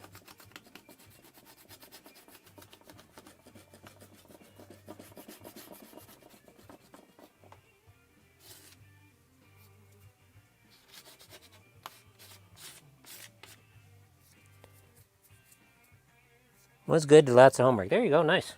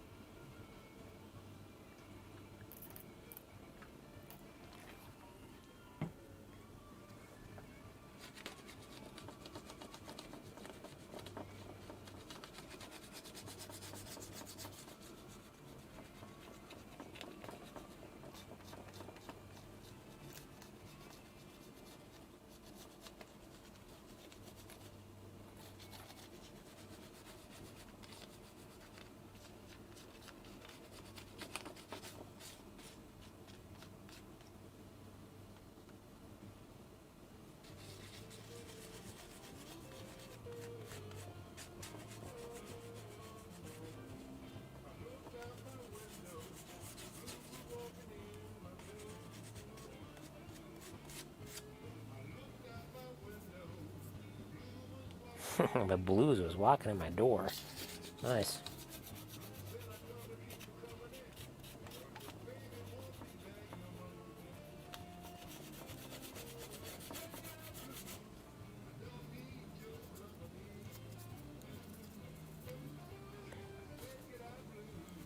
Jerry, is that baking soda? Great question. It is. Flour. We've got only the best. Gold medal flour. Taken from the cupboard upstairs, even. Good thing we really don't bake very much. My wife doesn't bake at all.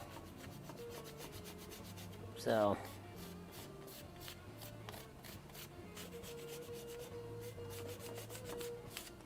Okay.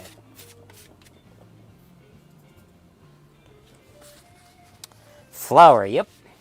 It apparently, with the alcohol, we got the nice squirt bottle here. The alcohol pulls up the adhesive, and the flour captures it and kind of binds to it, and gets it off the playfield, so it's not a messy, just goo floating around. And so far, it's working amazingly well. It's kind of like a jelly. If you just use alcohol, it's just like a jelly substance, the adhesive. Let's grab another paper towel. Hey, get going here, man. Make some supper.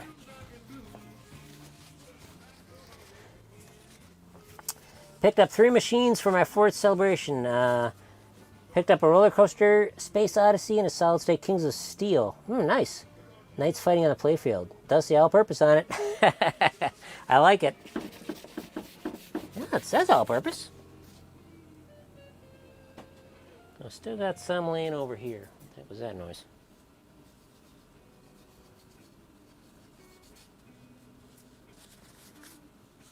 Tell you, the plastic razor blade is working really good, though. There's a lot of adhesive over here.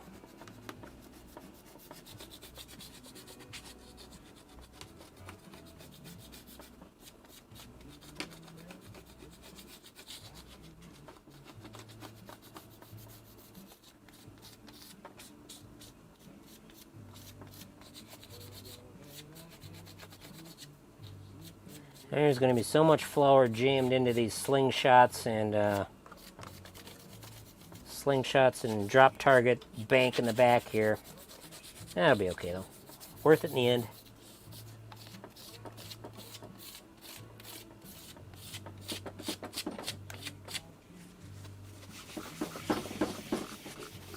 I'm just so glad this playfield lays flat.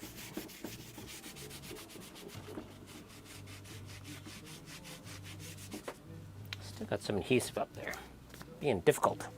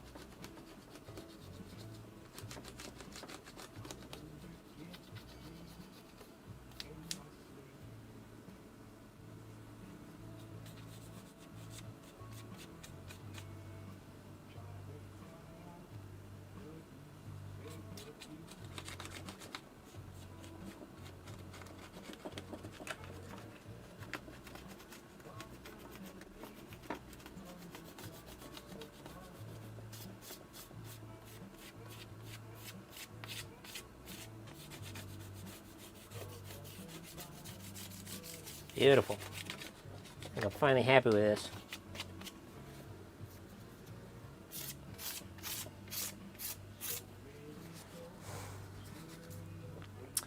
Hope everybody's having a great 5th. I sure am.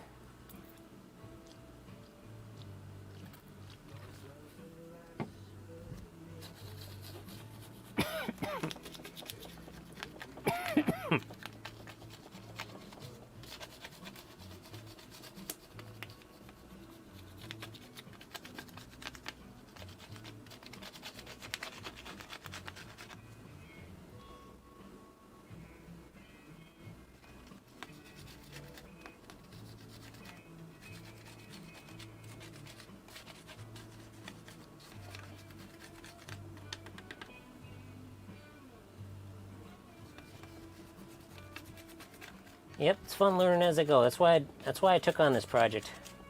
I mean, I wanted one of these for quite some time, but it didn't bother me. Especially when I learned that the inserts were really raised. It's like, oh, there's opportunity to do something that I haven't done very much. I've leveled a couple inserts, but not much. Not the right way. Or not the best way, let me put it that way.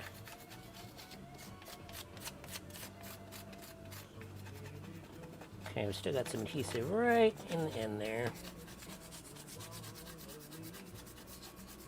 This flower works really good because it kind of shows where the adhesive still is.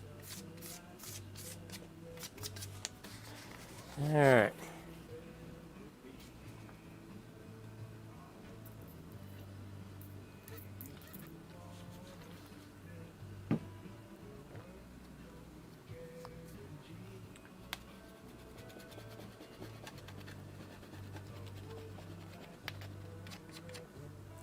It's going to look like a snow globe on the first multi-ball from all the flour.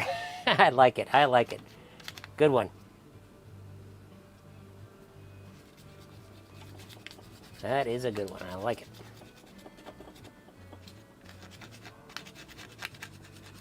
Poof.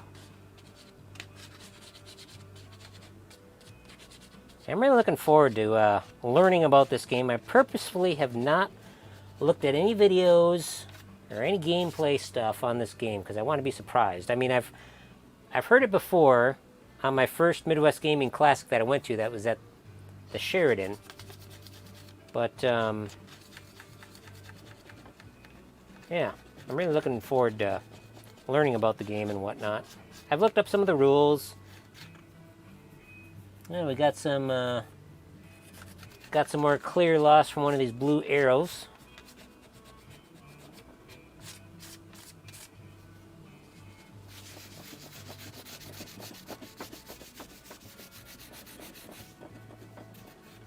Yeah, we still got some glue right in there. It's a tough one. Yeah, it's weird all these black posts on this game. I don't like it.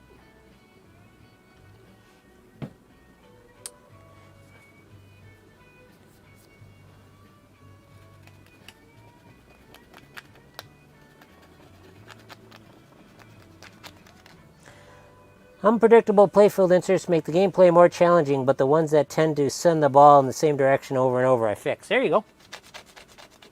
Yeah, that's why I don't really worry too much. On Vulcan, I've got, there's a whole bunch of inserts there in the center of the playfield, actually across the whole bottom area on that game, where that counts the bonus and whatnot. And there's a couple where it just, if it starts following it, it's like you're going to lose the ball, but they're not super bad.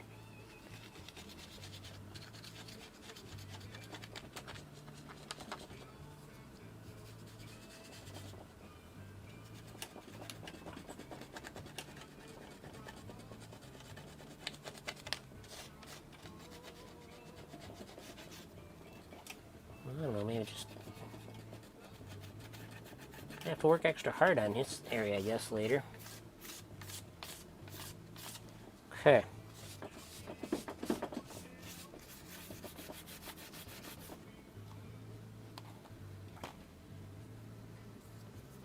Time we got, I should probably cut it. I'm almost done, but I do gotta feed my family.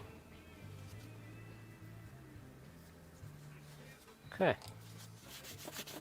Well, I am super happy with how that turned out. Let me get out the vacuum cleaner and hit that up. Maybe I'll fire up the video camera here. Eric, hey Eric. Busy time live streaming, let me tell you. Worked through one bank of relays on Jungle Queen and pulled the Mylar off on Silver Slugger here. So thank you for saying hi. Alright, let's see here. Let's hit the video. Nope, I just shut it off. Butterfingers.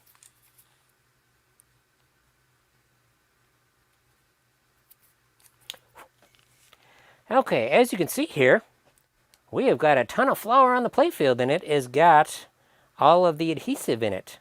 And this is turning out really, really good. Got the adhesive away from 3/4 of the playfield, and a little bit of rubbing alcohol here in this handy dandy dispenser that I got off of Amazon. Works great. And let it soak a little bit, and then kind of mix it up a little bit with the razor just to kind of loosen up. This is just a plastic razor blade.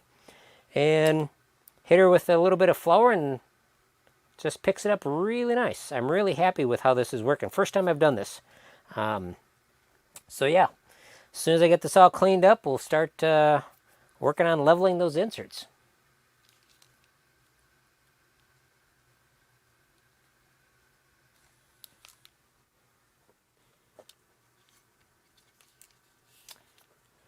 All right. Eric says, always something to do with pinball tables, for sure. Dodd says, thanks for keeping me entertained this afternoon. Always a good time in the Mayhem basement. Thank you very much, Dodd. Really appreciate it. Thank you. Let's see. I don't think that handheld camera is hooked up to OBS. There you go. For sure. It is not. I was thinking the same thing, but wasn't going to tell. This is what is going to make the video that I'm going to release on YouTube whenever I do this. So, you are correct. All right, let's see. Let's shut off the old jukebox here. Boy, good tunes, good tunes. We're listening to some blues on Shoutcast, Blues Radio. All right.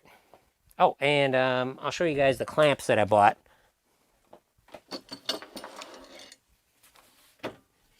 These are the deep clamps that I purchased at Harbor Freight to work on this playfield. And basically what you'll do is I've removed the components from underneath, but I think you can see this on the side here. Yep. So I'll just sit this in this way, open up the clamp and slide it in. Well, let's do that right now. You got to have easy access from underneath because you got to block it. So we'll just slide this guy in here, put some blocks of wood, and after we heat it up, we'll get it down, and we'll let it sit, and then we'll put some epoxy in there, and we'll clamp it down some more. So, should work really good. All right, let me grab my phone, which has been working great. Oh, I get what you were doing. 2 birds, 1 stone. Yes, for sure, 100%. 2 birds, 1 stone. Be kind of fun to have that wireless capability, but I haven't invested in that. All right. Yeah, that looks crazy like that. Let's see here. We might as well leave it. Yeah, it's fine. All right, cool, guys. Let's see. Let's go back over here.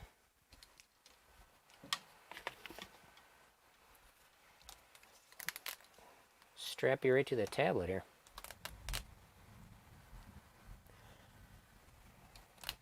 Is that thunder? Yeah, I think that's thunder. Wow. All right. All right, looks like I got the thanks for watching and everything ready to go. Okay.